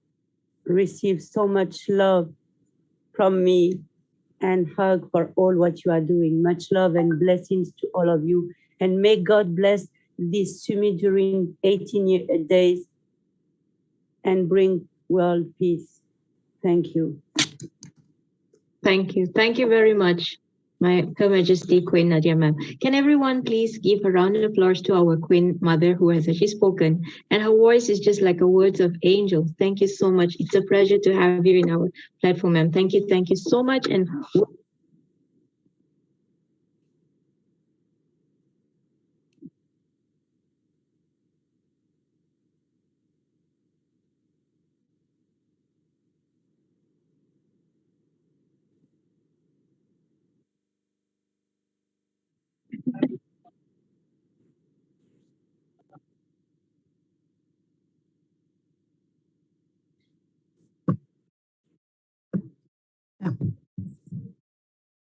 Yes. Thank you very much, Excellency Nadia, Queen Nadia Ma'am. You're my beloved sister, and so great to hear your words. Just now I left to have little water. That's all. I'm hearing your total speech. Amazing, wonderful. Whenever you're here, you give us a lot of energy. It helps us to do more activities with your words. Amazing, Excellency, for being here. Thank you very much once again. Love you. Love you, my queen sister. I love you very much. You are just amazing. Thank you. Thank you, Brother Rajarao. thank you so much, Dr. Caroline Ma'am. Thank you, Dr. Rajarao. Thank you, Her Majesty Queen. As she mentioned, Angel has actually spoken, and here we are moving on to our next excellent, great speaker from the place that I'm leaving, from the United Kingdom. There is peace in the storm, and we can't find peace without avoiding life. And here comes our next speaker. Yes, you can. And she is the director of Yes, You Can International, United Kingdom, Professor Queen Elizabeth Lucas. We're presenting the stage for you, ma'am. Good afternoon. Congratulations. Thank you so much, Dr. Amy Allen. Thank you so much. It's good to see you again. I want to seize this opportunity to say, yes, we can, because we are all here together to celebrate World Summit 2022. I want to use this opportunity to congratulate Professor Queen Caroline and Professor Dr. Rajao, my great family, my brothers and sisters, for really working hard for the past 6 months to get this conference going. And now we are here finally for 18 days for us to share together, work together, and also to stand together, because togetherness we can meet our sustainable development goals. Yes, we are here. Let me just quickly say, it is not easy, but we can do it together. Professor Caroline and Dr. Rajao is not doing it alone.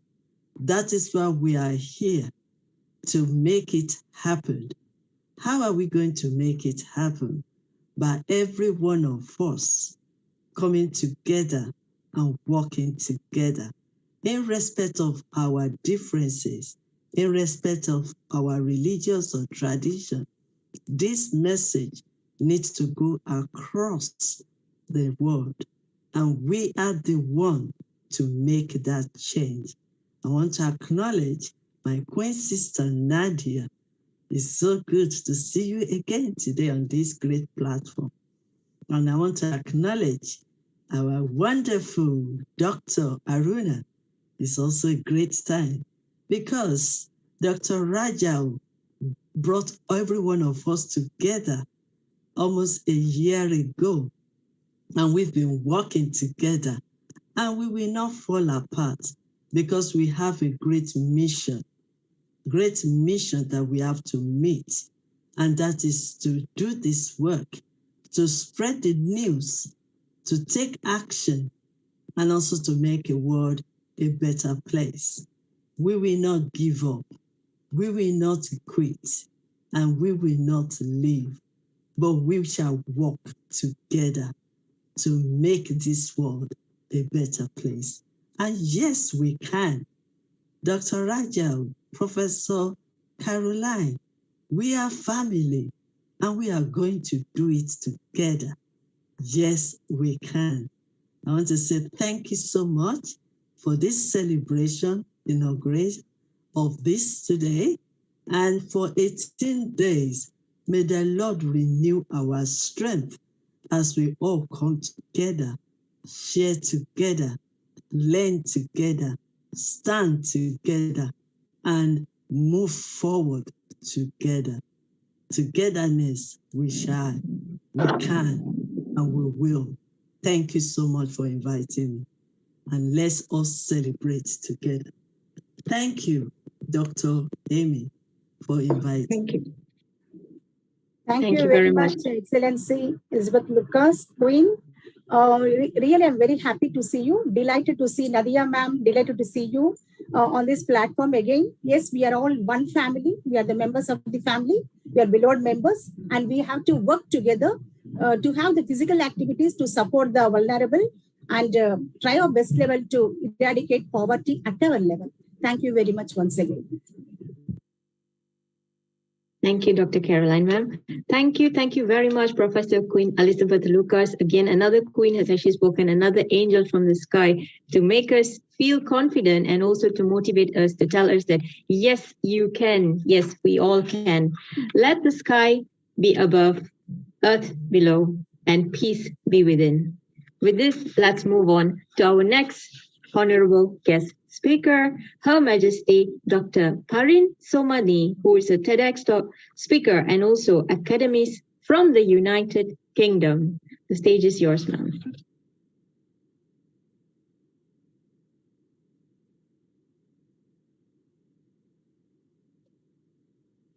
Okay. Sure.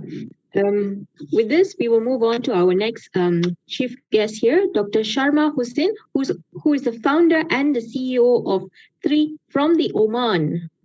The stage is yours, sir. We welcome you. Shama Hussain, ma'am, she's.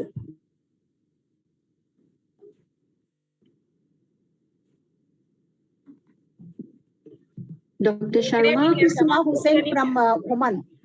Oman, yeah. Good evening, everyone. Can you hear me? Yes, we can hear you, ma'am. Yeah, thank you, Ms. Erin, for this introduction. My pleasure, ma'am. Yes, today an event which is bringing all the world. Dr. Caroline is having her background itself world. I can see the world map behind her. So the whole world she is integrating right now. And Dr. Raja Rao is having, I can see lots of wishes, well wishes from different parts of the world. This is what we need, my dear friends. You both are giving already the main summary, the main event theme, World Peace Summit. So let me tell you one question, one point exactly, like if in your home, you're not peaceful, you have some conflicts, you're not happy in your mind, in your heart, can you reflect that happiness? Can you do everything properly, what you used to do? Can you show that motivation? Can you show that innovation? Can you bind to do so many things?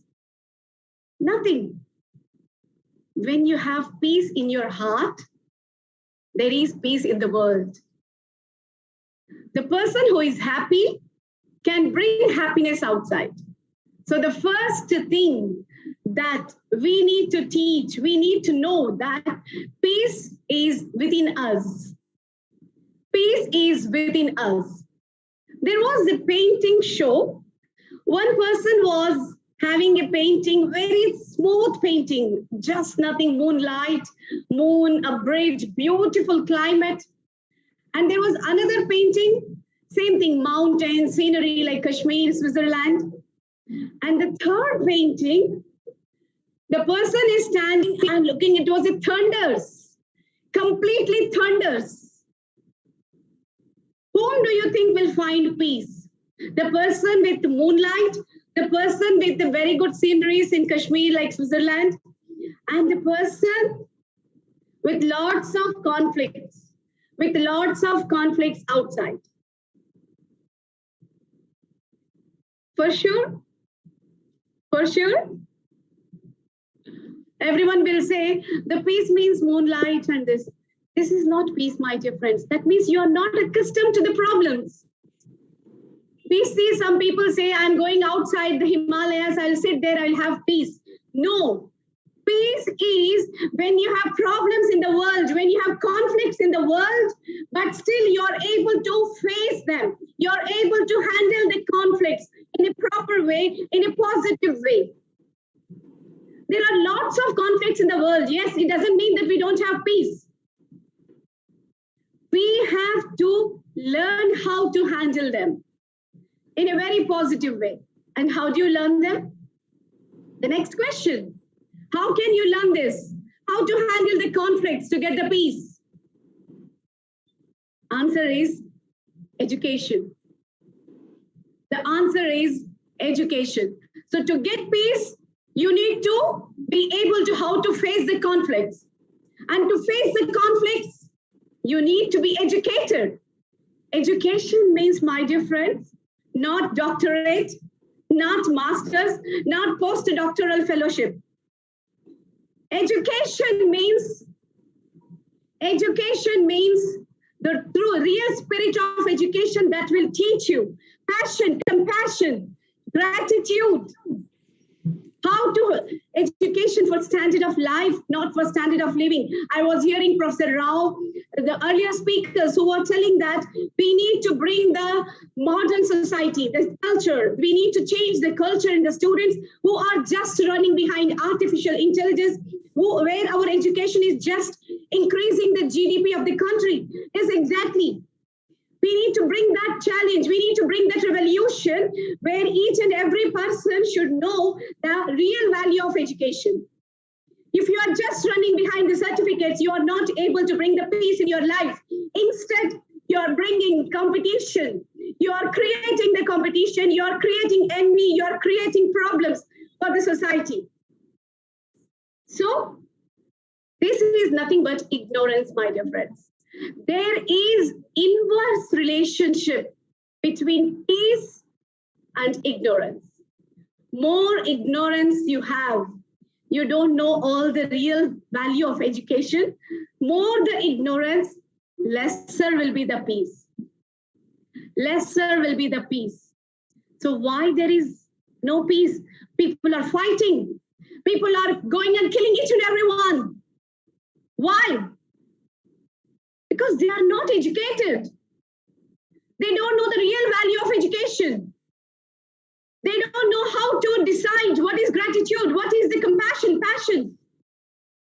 They don't know this real spirit of education.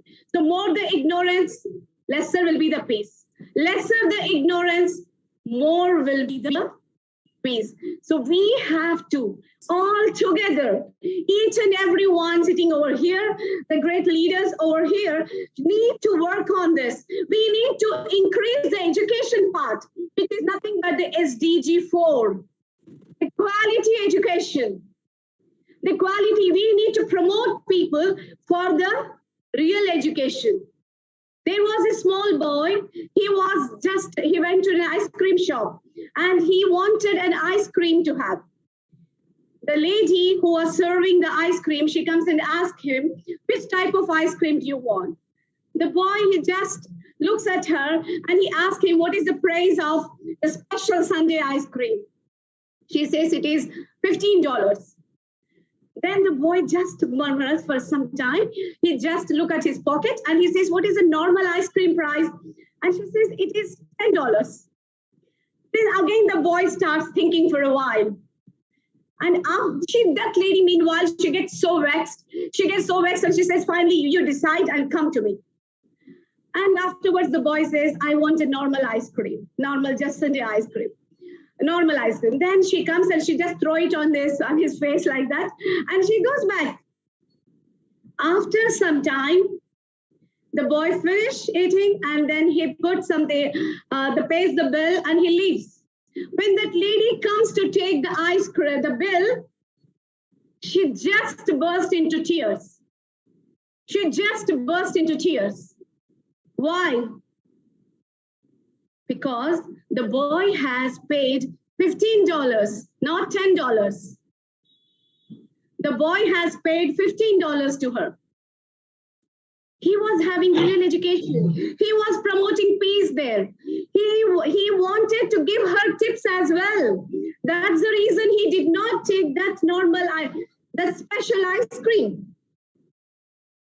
So my dear friends, this boy has completely, with his behavior, he has changed her completely. With his peaceful mind, even though she was insulting him, but still he was so proactive. And he brought that complete revolution, complete transformation in that lady.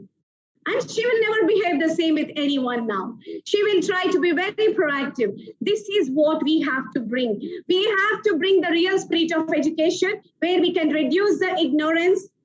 People are killing others even for $20 also they are ready to kill some others. Why? Because of lack of ignorance, lack of education, religion, caste, creed. Everything are bringing the real problems in the society. There are so many religion problems, top, rich and poor problem. All these are coming up. Why? They are leading to the destruction of the world. Why? Ignorance again, my dear friends. We need to be emotional intelligence leader. Whenever we call, see Mother Teresa, Mahatma Gandhi, Nelson Mandela, Dr. APJ Abdul Kalam, Abraham Lincoln. Why we respect them even now? Why we don't consider, if anybody asks you who is your ideal leader, we take their names. Because they are proactive. They are proactive, which is the ideal character to promote peace in the world. To promote, it's very difficult. Doing a doctorate is very easy. I have done my doctorate for 5 years. It's very easy. Suddenly, sometimes if I don't find my phone, maybe I'll get angry on my son. I scream at him that who took my phone, even though maybe I kept somewhere. But because we are not leaders like them, we just get angry. We are not proactive. We need to develop that. This life is a learning process.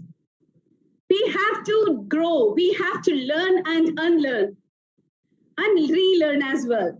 We have to go on detoxify our body, which we can spread the ripples. We have to become influencers. A leader, if he's a just leader, nobody will listen to him. But if you are an influencer, everyone will listen to him. So my dear friends, let's develop the spirit of transformation. Otherwise, peace, world peace will become just an entertainment.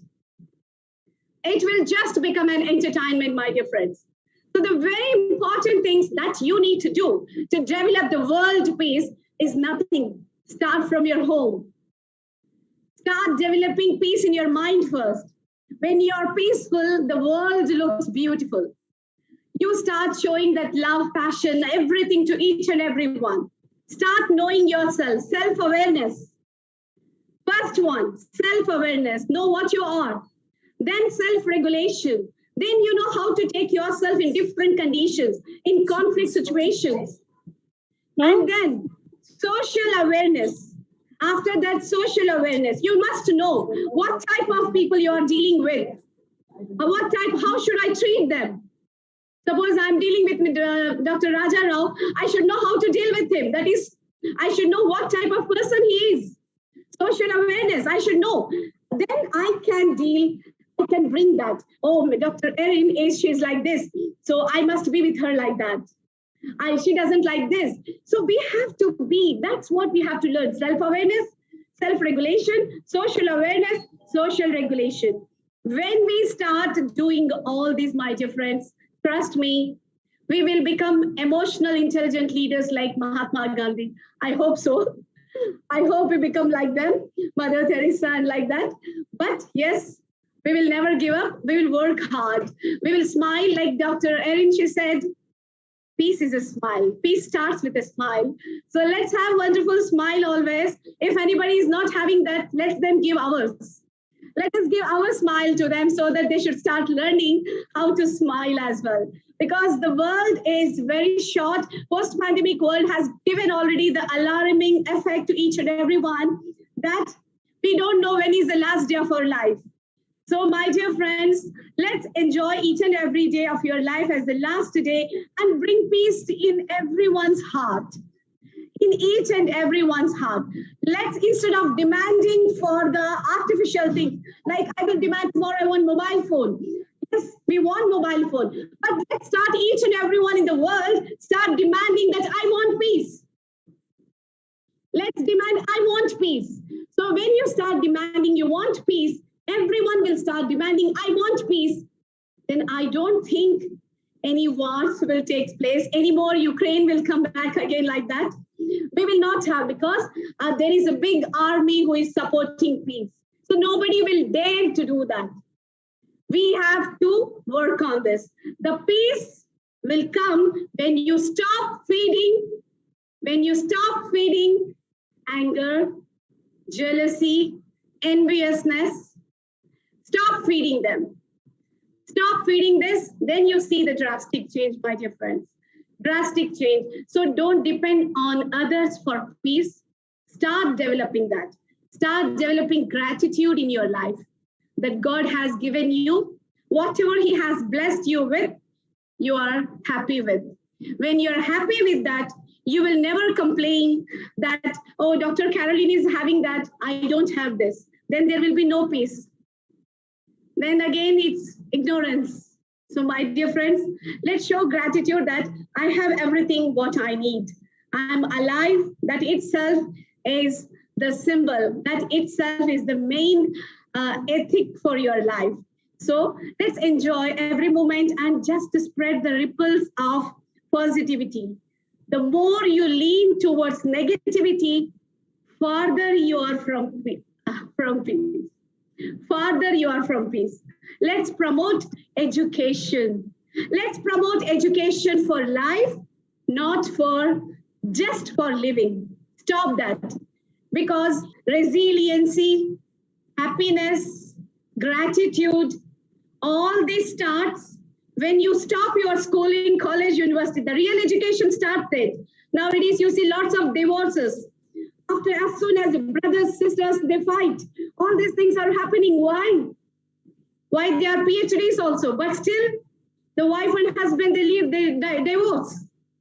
Why?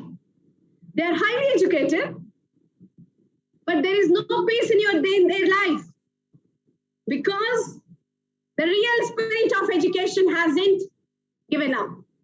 We need to bring that real spirit of education. When they know how to acknowledge, appreciate each and every one.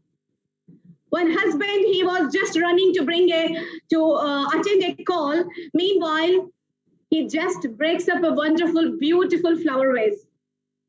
The wife runs behind. What will you do in case? Oh my God, the flower vase, this antique flower vase is broken. She didn't say that. She said, I'm sorry, I kept this flower vase in a wrong place. She said, I kept this in a wrong place. And that husband, if husband said, what is this nonsense? You should not keep this in this place. But he said, I'm sorry, I did not see. Next time I will not repeat. Do you think there will be a fight between wife and husband now? This comes when you know how to compromise. This comes when you know how to appreciate. This comes when you know how to respect each other. There is the peace, my dear friends. Otherwise, destruction, that is divorce. So peace comes with real education. Let's promote education and decrease the level of ignorance, my dear friends. If the world wants real peace, there will be no fights for religion. There will be no fights for status when you know exactly what is the education. So I would like to thank Dr. Raja Rao and Dr. Caroline for this wonderful World Summit, where the only solution for world peace is nothing but a quality education, SDG 4. If you work on SDG 4, automatically SDG 1 will go down.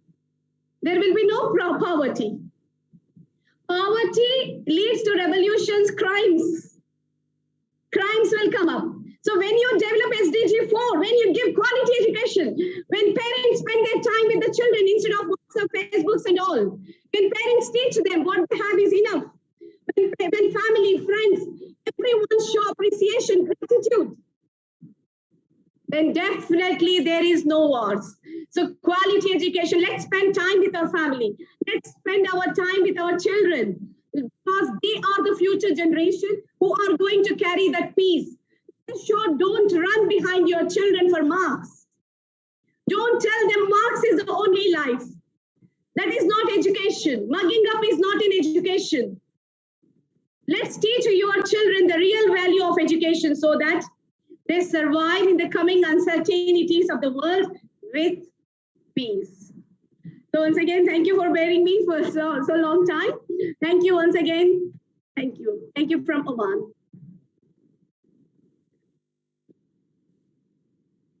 Yes, sir.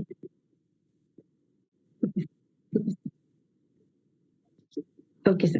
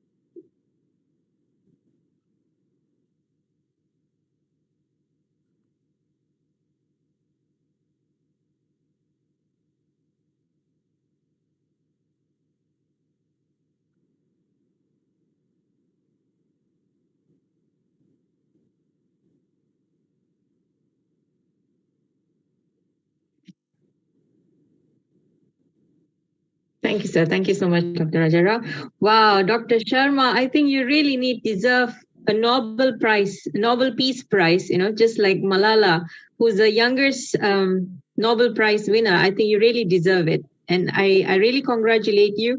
And in advance, I wish you all the best in your success. And you are such a beautiful girl and such a beautiful presentation. Like what Dr. Rajarao, as you mentioned, you have that voice, you have that passion that comes out from your words, that you have really done so much of, you really presented what you have in your heart. And I really appreciate you. You will really go very high in your level. And I wish you that you will get the Nobel Peace Prize. Please give a round of applause to Dr. Sharma Hussain from Oman. Thank you so much, ma'am. Thank you so much. Right. Peace is our gift to each other. There is no greater wealth in the world than a peace of mind. With that, we will move on to our next great speaker, who is Dr. Mehta Mahapatra. The stage is yours, ma'am. Dr. Mehta, we would like to hear from you.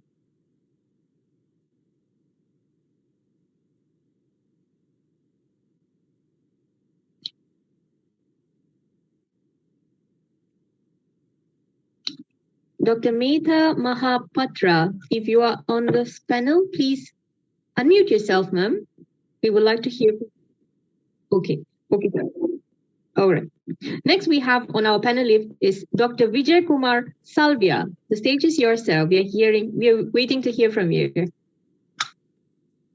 Dr. Vijay Kumar. Yes, I am present. Thank you, sir. Welcome all the listeners, viewers, and good evening, good afternoon, good morning to all the dignitaries, all the present viewers, listeners, audience, and this Dr. Rajarao and Dr. Vijay Caroline World Peace Summit 2022. This peace, at present we are here, that is for the sustainable development goals and to maintain and to achieve the aims, the vision and mission of United Nations with respect to the world's problem. And if you know, the world's problem is not limited to the SDGs. It is restricted by, and also we can say the solutions may be obtained from ours, whatever the intellectuals we have, and on the grassroots. As today we have the first goal, that is the no poverty. Now, no poverty, we have we can say from 100 years, we and all countries, all the nations, and on an international level, we all are doing efforts to remove the poverty. But what is the poverty? However, there is so much, we can say, principles, so much theories available. But according to our research, I am in the International Research and Development Community Organization, USA, India. So according to our research, and as this World Summit also encouraged the research papers. So our research is based on the practical problems, grassroots problems, the problems in the street, the problems in the rurals, the problems in the dirty places of urban. And we find that the poverty, we have described that it is the lack of food, shelter, clothes, education, employment, earning. But the poverty, it is the physical what we are seeing. But if we say the problem, what we say, we can say the importance, the significance, the main reason behind the poverty is the mentality of a person who is rich, and also the mentality of a person who is in the dirty place and in the lack of whatever the needs, basic needs of human. So yes, it is right that poverty can be removed by giving the education, giving the food supply, shelter, clothes. But still, those persons who are getting this all through the governments, through the NGOs, through the social persons, through the donor person, they are still in that place because they don't want to move from the below poverty line. They are getting the facilities by the below poverty line. Most of the rich people still now in below poverty line, they are getting all the benefits, but they have all richness, whatever the materialistic, we can say the materials which is available on a very rich person who are above poverty line.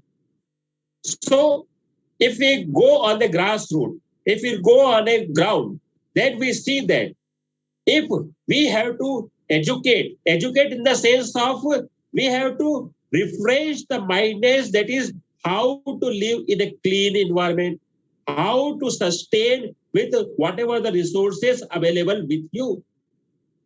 Those tribes or those people who are living in a forest, we are reserving such type of tribes, we are reserving such type of peoples that you live just like you are living since last 200 or 300 years.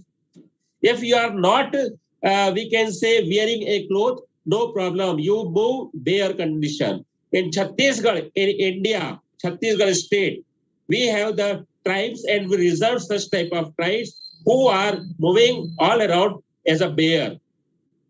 So why? Because we are reserving their culture, and we can. It is true. So it is true that they are below poverty line. They are very poor peoples. No, it is their culture. In a village, so many peoples are there. So and they are living in a good condition, means whatever the resources available there. So what we say, they are poor. The poorness is defined only way if the person is happy, is unhappy with the resources available around there. So poverty, if the person comes to the urban area from the villages and they live just outside of the villages, outside of the urban street, and they are making in, we can say, unwanted shelters and unwanted, whatever we can say, the establishment. And then there is so much, we can say, dirtiness, non-cleanliness, lack of their employment earning. So why they move, why they migrate from village to urban? Why they migrate from lower place to the person urban? Why? So the reason, we have to search out the reason why they move, why they migrate, why they are suffering the poverty, just like a poverty-based environment, why they are suffering first. And this will increase the poverty day to day. In COVID also, so many research are now published that after COVID, that persons are in poverty, that persons are in poverty, no employment. So who is responsible? We educate people, the whatever the we can say policies, all are responsible. We should limit the people in their village. We should give the employment, the earning, whatever the persons who are in the village or in the local area. If they come to the urban street, then they can live like a poor people, and they will be under the below poverty line. So poverty, yes, it is the case, the lack of education and whatever we have described. But the main thing is that we have to remove the poverty, and poverty in the case of, we can say, the mentality. If persons are getting the donations and if they do not, we can say, do something or a work done, then it is the poverty. We person, why we are interested on work? We have food, we have clothes, we have shelter. Why we are doing this? Because we have feed, we have culture, we have educated in a fresh mind that we have to work done. We all are gathered here. Why? To remove the poverty. And again, we have 18 days. We will talk about all over the sustainable goals. Why? There is a need, or is someone pressurized you you just speak and all this. No, it is just our mentality that we want to give something to the society. Why Dr. Rajarao, why Dr. Vijay Kerole doing all these things? So why other speakers and all keynote and whatever the guests here coming, why they are doing? They are doing just because their mentality is now changed, refreshed, that we have to work for a society. We have to work something, a good generation. We should give the good atmosphere to our new generation, to our and also to our old days, and that's well. So that mentality we have to feed the people who are under the below poverty line and who are suffering from the poverty. And if we do such thing, then from 100% of poor people, we will remove, we can say, about 85% people from the poverty, and 15% still want what their donations require. Yes, 15% want only the donation, whatever the NGOs, social persons, or whatever they do. But 85% is only due to the mentality. If we give them whatever the good policies, executable policies, practical policies, skill development, entrepreneurship, and whatever the we can say government support, loan, their education, earning sources, this all, then we have the good result. We will finish out this 85% by just change of mentality.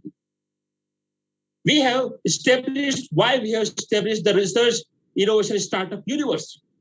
That is just to research, to pull out the research and to convert that thesis, the lakhs of thesis, the crores of thesis, which is in the library of university, just convert into the practical things. Just do it, just apply it. Whatever the thoughts, just apply it.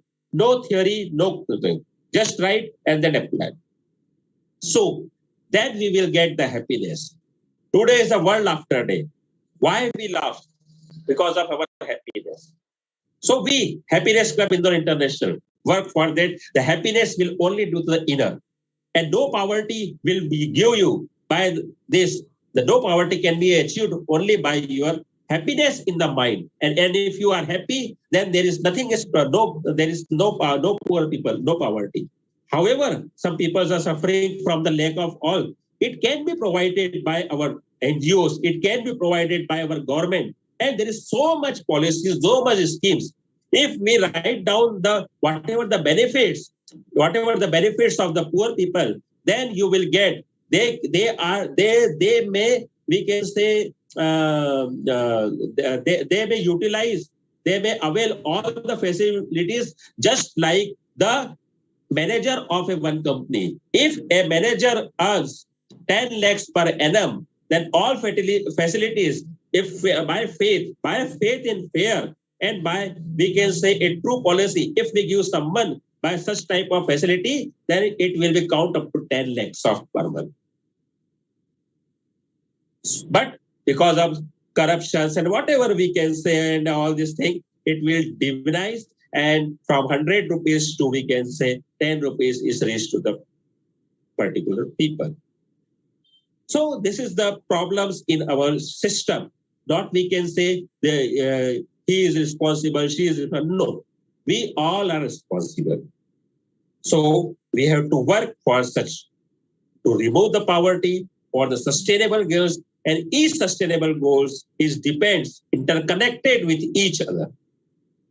So let's welcome. I invite all to collaborate for the practical work, and we always with you. Thank you very much. And before that, I would just want to show you some our PPT in 1 minute. What we want to show you, that is by speech. Okay, no problem. Thank you very much.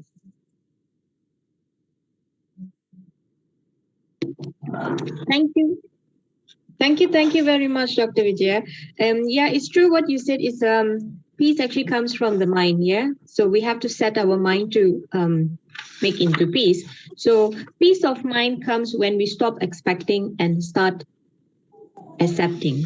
So next, as we move on, peace is always beautiful. And the next person that I'm actually going to call upon to speak on our panel is one of the most beautiful lady, I would say, because she's one of the Mrs. Queen of India. And she's also TEDx speaker, an academician, and she is from the United Kingdom as well.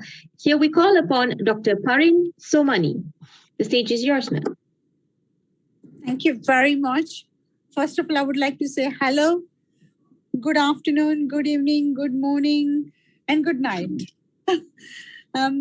Thank you very much for the lovely introduction. And I would like to say a very big thank you to Dr. Raja Rao, the chairman of Vishwa Humanity United International Royal Council, and Professor Dr. Vijaya Caroline, president, for inviting me here to the inaugural ceremony of the World Peace Summit 2022.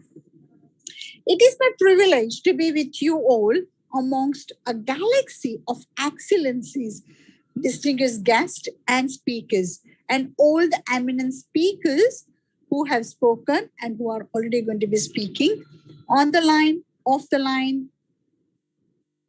It is lovely together we can endeavor and find a solution through which we can promote world peace. Today, we can promote world peace.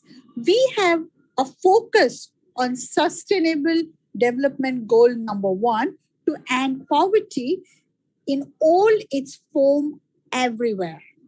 The pandemic has been accompanied by a rise in a stigma, discrimination, hatred, loss of lives, and increased poverty. See, some of us, like myself, have been a victim of the deadly virus and survived, whilst collectively we face the global social, economic, and political unrest. In addition, if this is not enough, the current war between Russia and the Ukraine has resulted in the masses losing their lives. Simultaneously, it has triggered financial turmoil, leading to immense uncertainty regarding global economic recovery.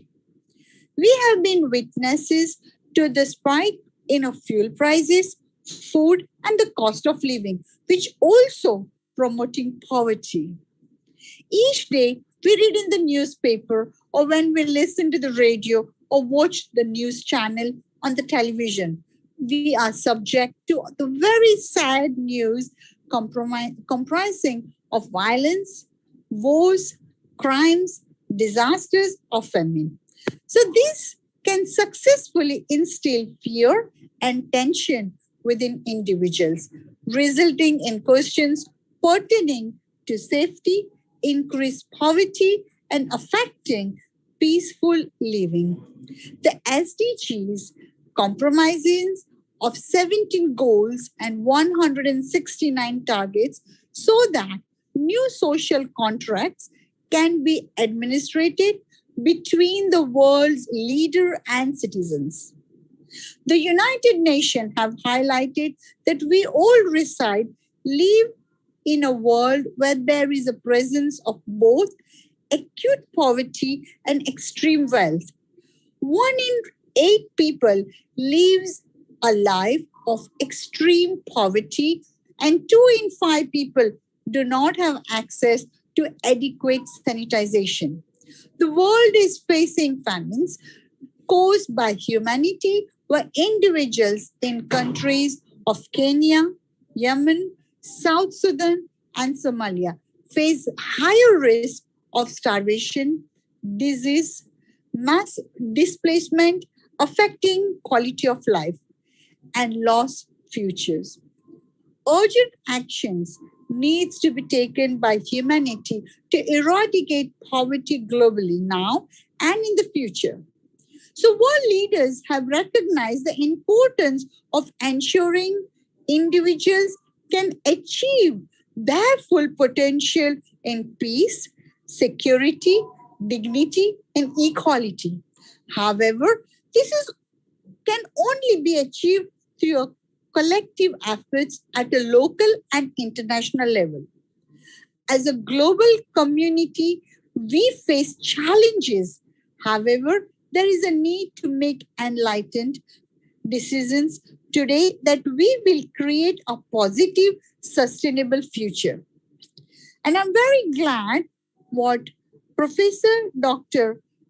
Caroline and Dr. Raja Rao is helping us to make and support the society. In contemporary life, we are facing many challenges. The world is upside down, but you know how to turn it back around. You are the future, the master of your own destiny. When people around us are hungry, unwell, power and money you make alone is immaterial. We want to be part of the wider solution, not the problem. But how? So I have got 3 important messages to share with you. Number 1, believe in yourself.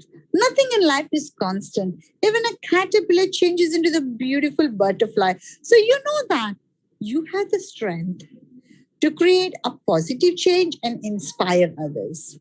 Do not be afraid. The world has faced previous challenges, war, disease, political unrest, financial crisis. We came out resilient and stronger than ever before. We came from the past and created a better future. You can make our country, whichever country you come from, we can make our country prosperous again. Number 2, follow your true instinct. Do the right thing. Do not forget your ethical values. Be kind, be humble, be generous, help each other. And number 3, be the person that builds bridges, respect diversity despite background, ethnicity, social, political, or religious lookouts. Remember, this is our country. Wherever we are living, that belongs to us. And you can change the future. You can make the future. You can make a positive impact on society at large. Start with your family and friends. I always believe that it's always by working together, we can make a positive global change. Thank you very much once again for having me here. And I wish you good luck and have a wonderful time and best wishes for the next 17 days, which are left to go. Thank you. Thank you. It's okay, sir.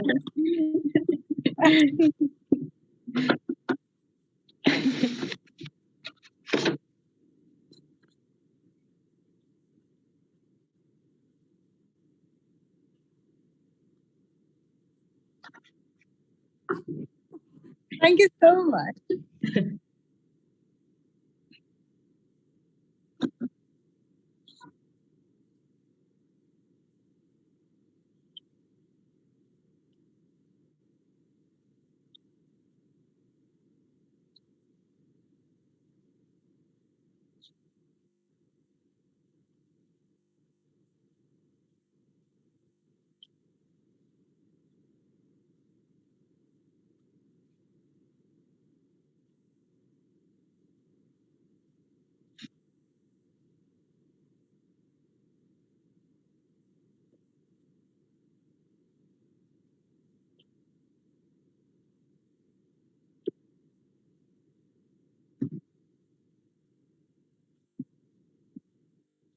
Thank you. Thank you. No, thank you so much for having me. And thank you for giving the opportunity. In fact, you are the people who are helping me and others to inspire and motivate us to be part of the team. So thank you very much.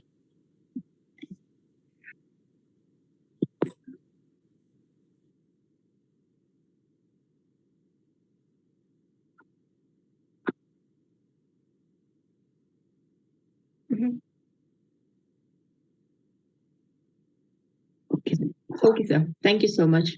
Thank you so much, Dr. Parin Somadi. There you go. I've already mentioned is one of the most beautiful person in the panel. And also she's also not only just beautifully physically, but is also heart and mind. Dr. Raja Rao has actually spoken. She has always, I have been with her since we actually started. And I know that, she always comes with so much of motivation. Even those days that she was actually having difficulty to come in to the event, she still made it. And I still appreciate and I still admire her for that. And you are such a beautiful person, Dr. Parin Somani. Thank you. Thank you for all your words that you have, she said, in the World Peace Summit today. Thank you. As we move on, we would like to call upon another amazing a lady here who has got so much of information to actually speak on this World Peace Summit here today. We call upon Dr. Sujata Singh. The stage is yours, ma'am. Thank you, and a very warm namaste from Mumbai. Good morning, good evening, good night.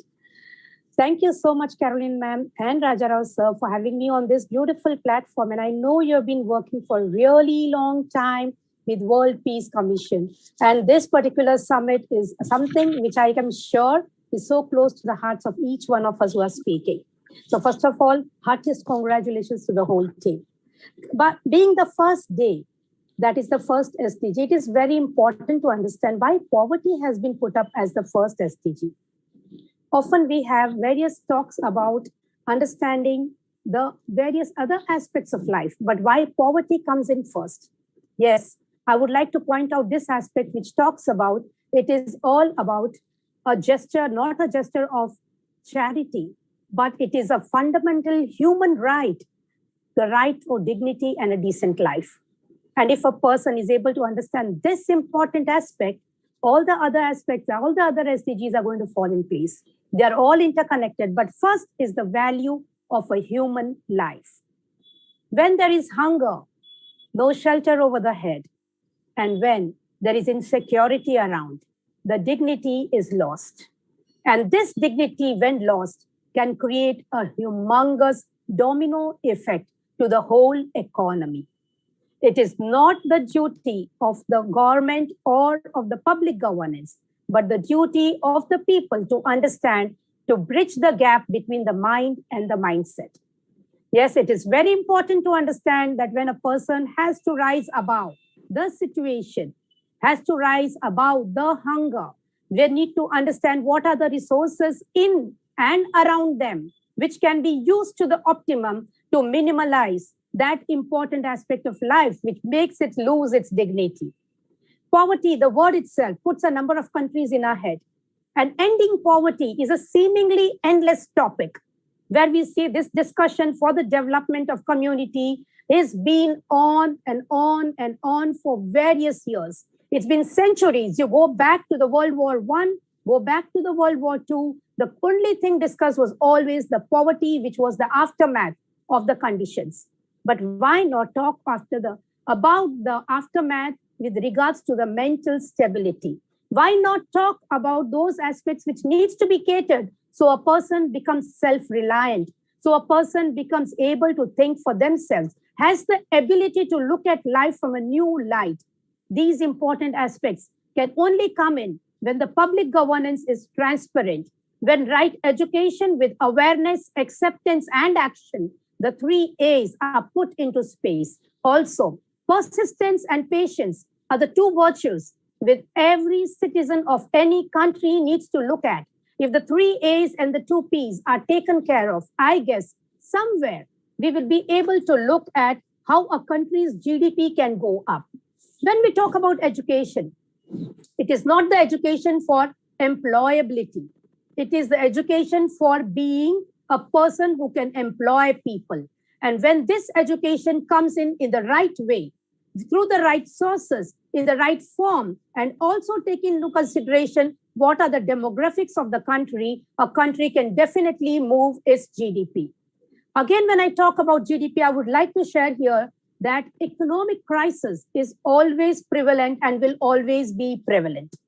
There is no answer that we will be out of this problem, but it also shows that if we are resourceful and not only dependent on resources, we can definitely push up our GDP.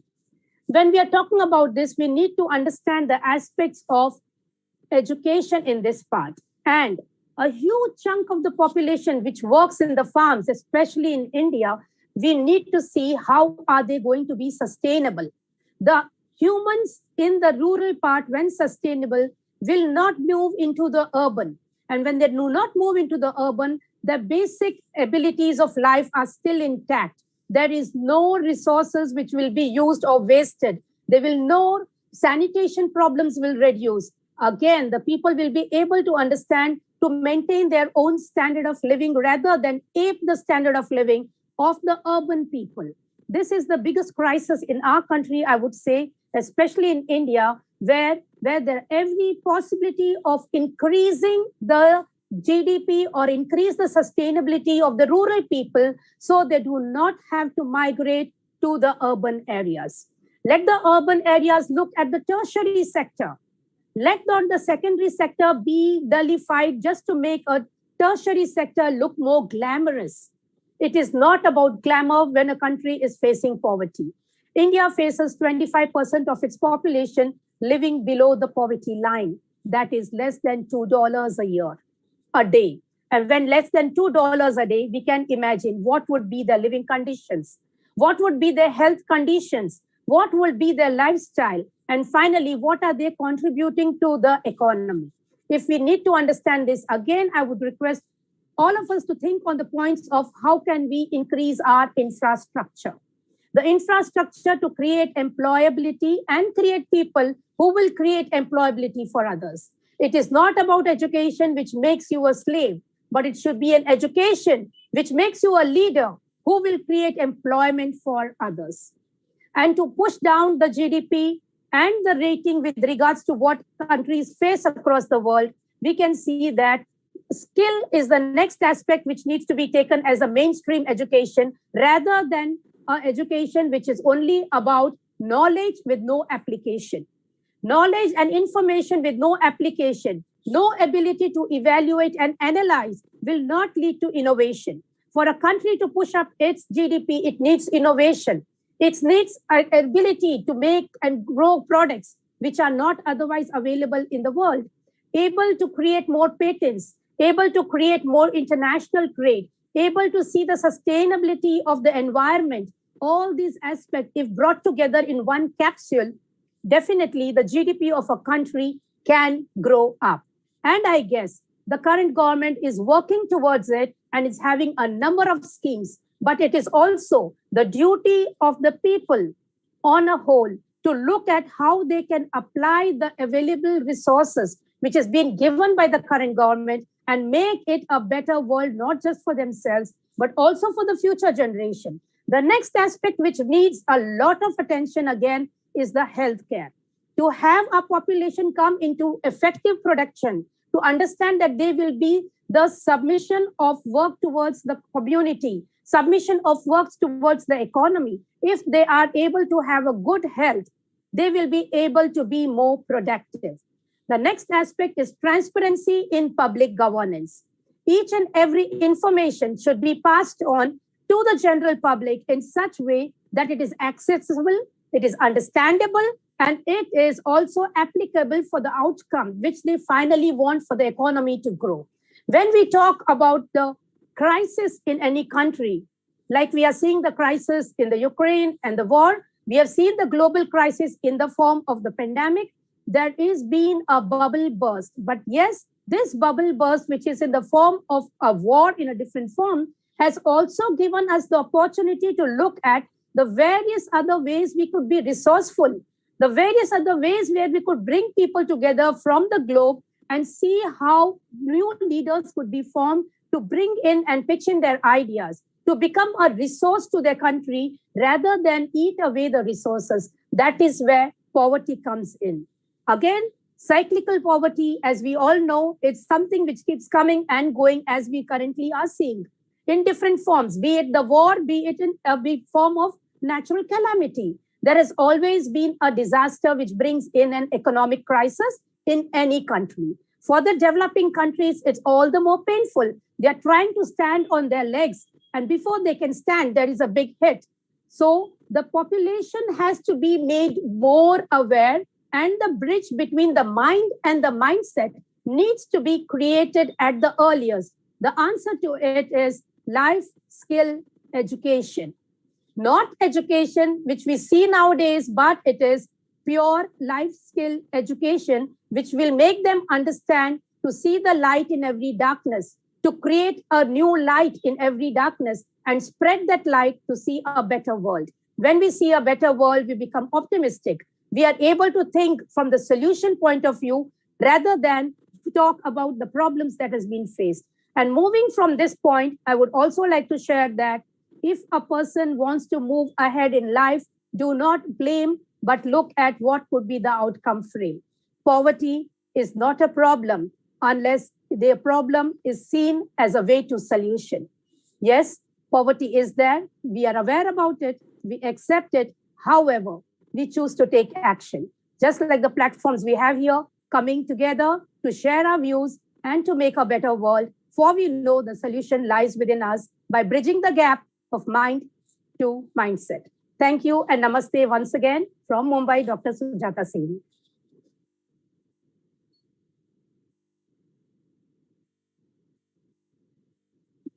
Thank you. Thank you very much, Dr. Sujata Singhi. Yes, you have actually spoken your heart out. Thank you so much. It's a great pleasure to have you on our stage.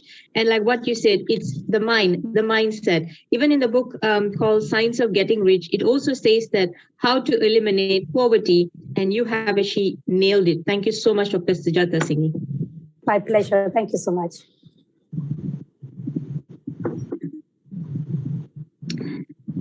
Next, Dr. Raja Rao, shall I send it? Thank you, sir.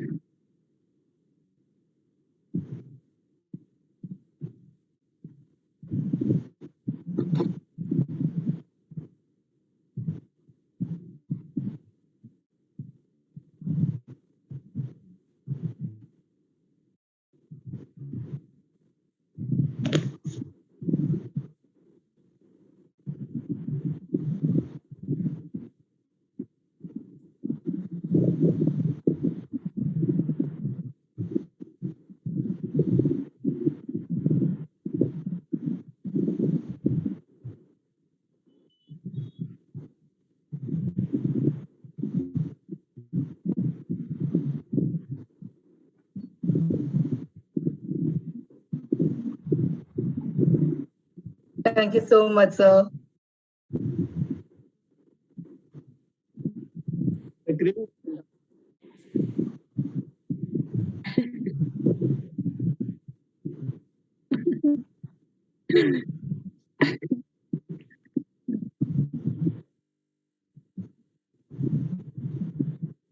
Thank you so much.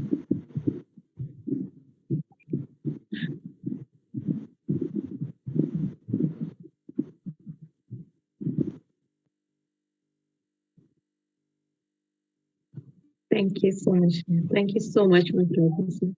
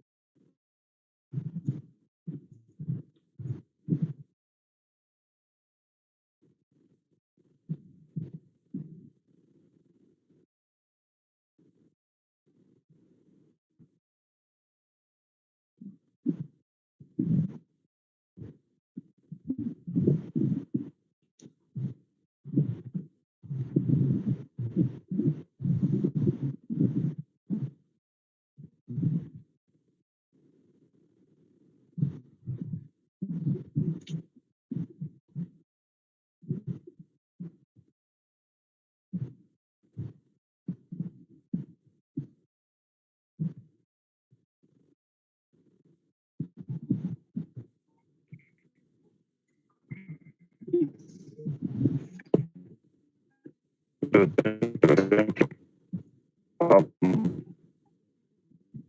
distinguished gentleman after the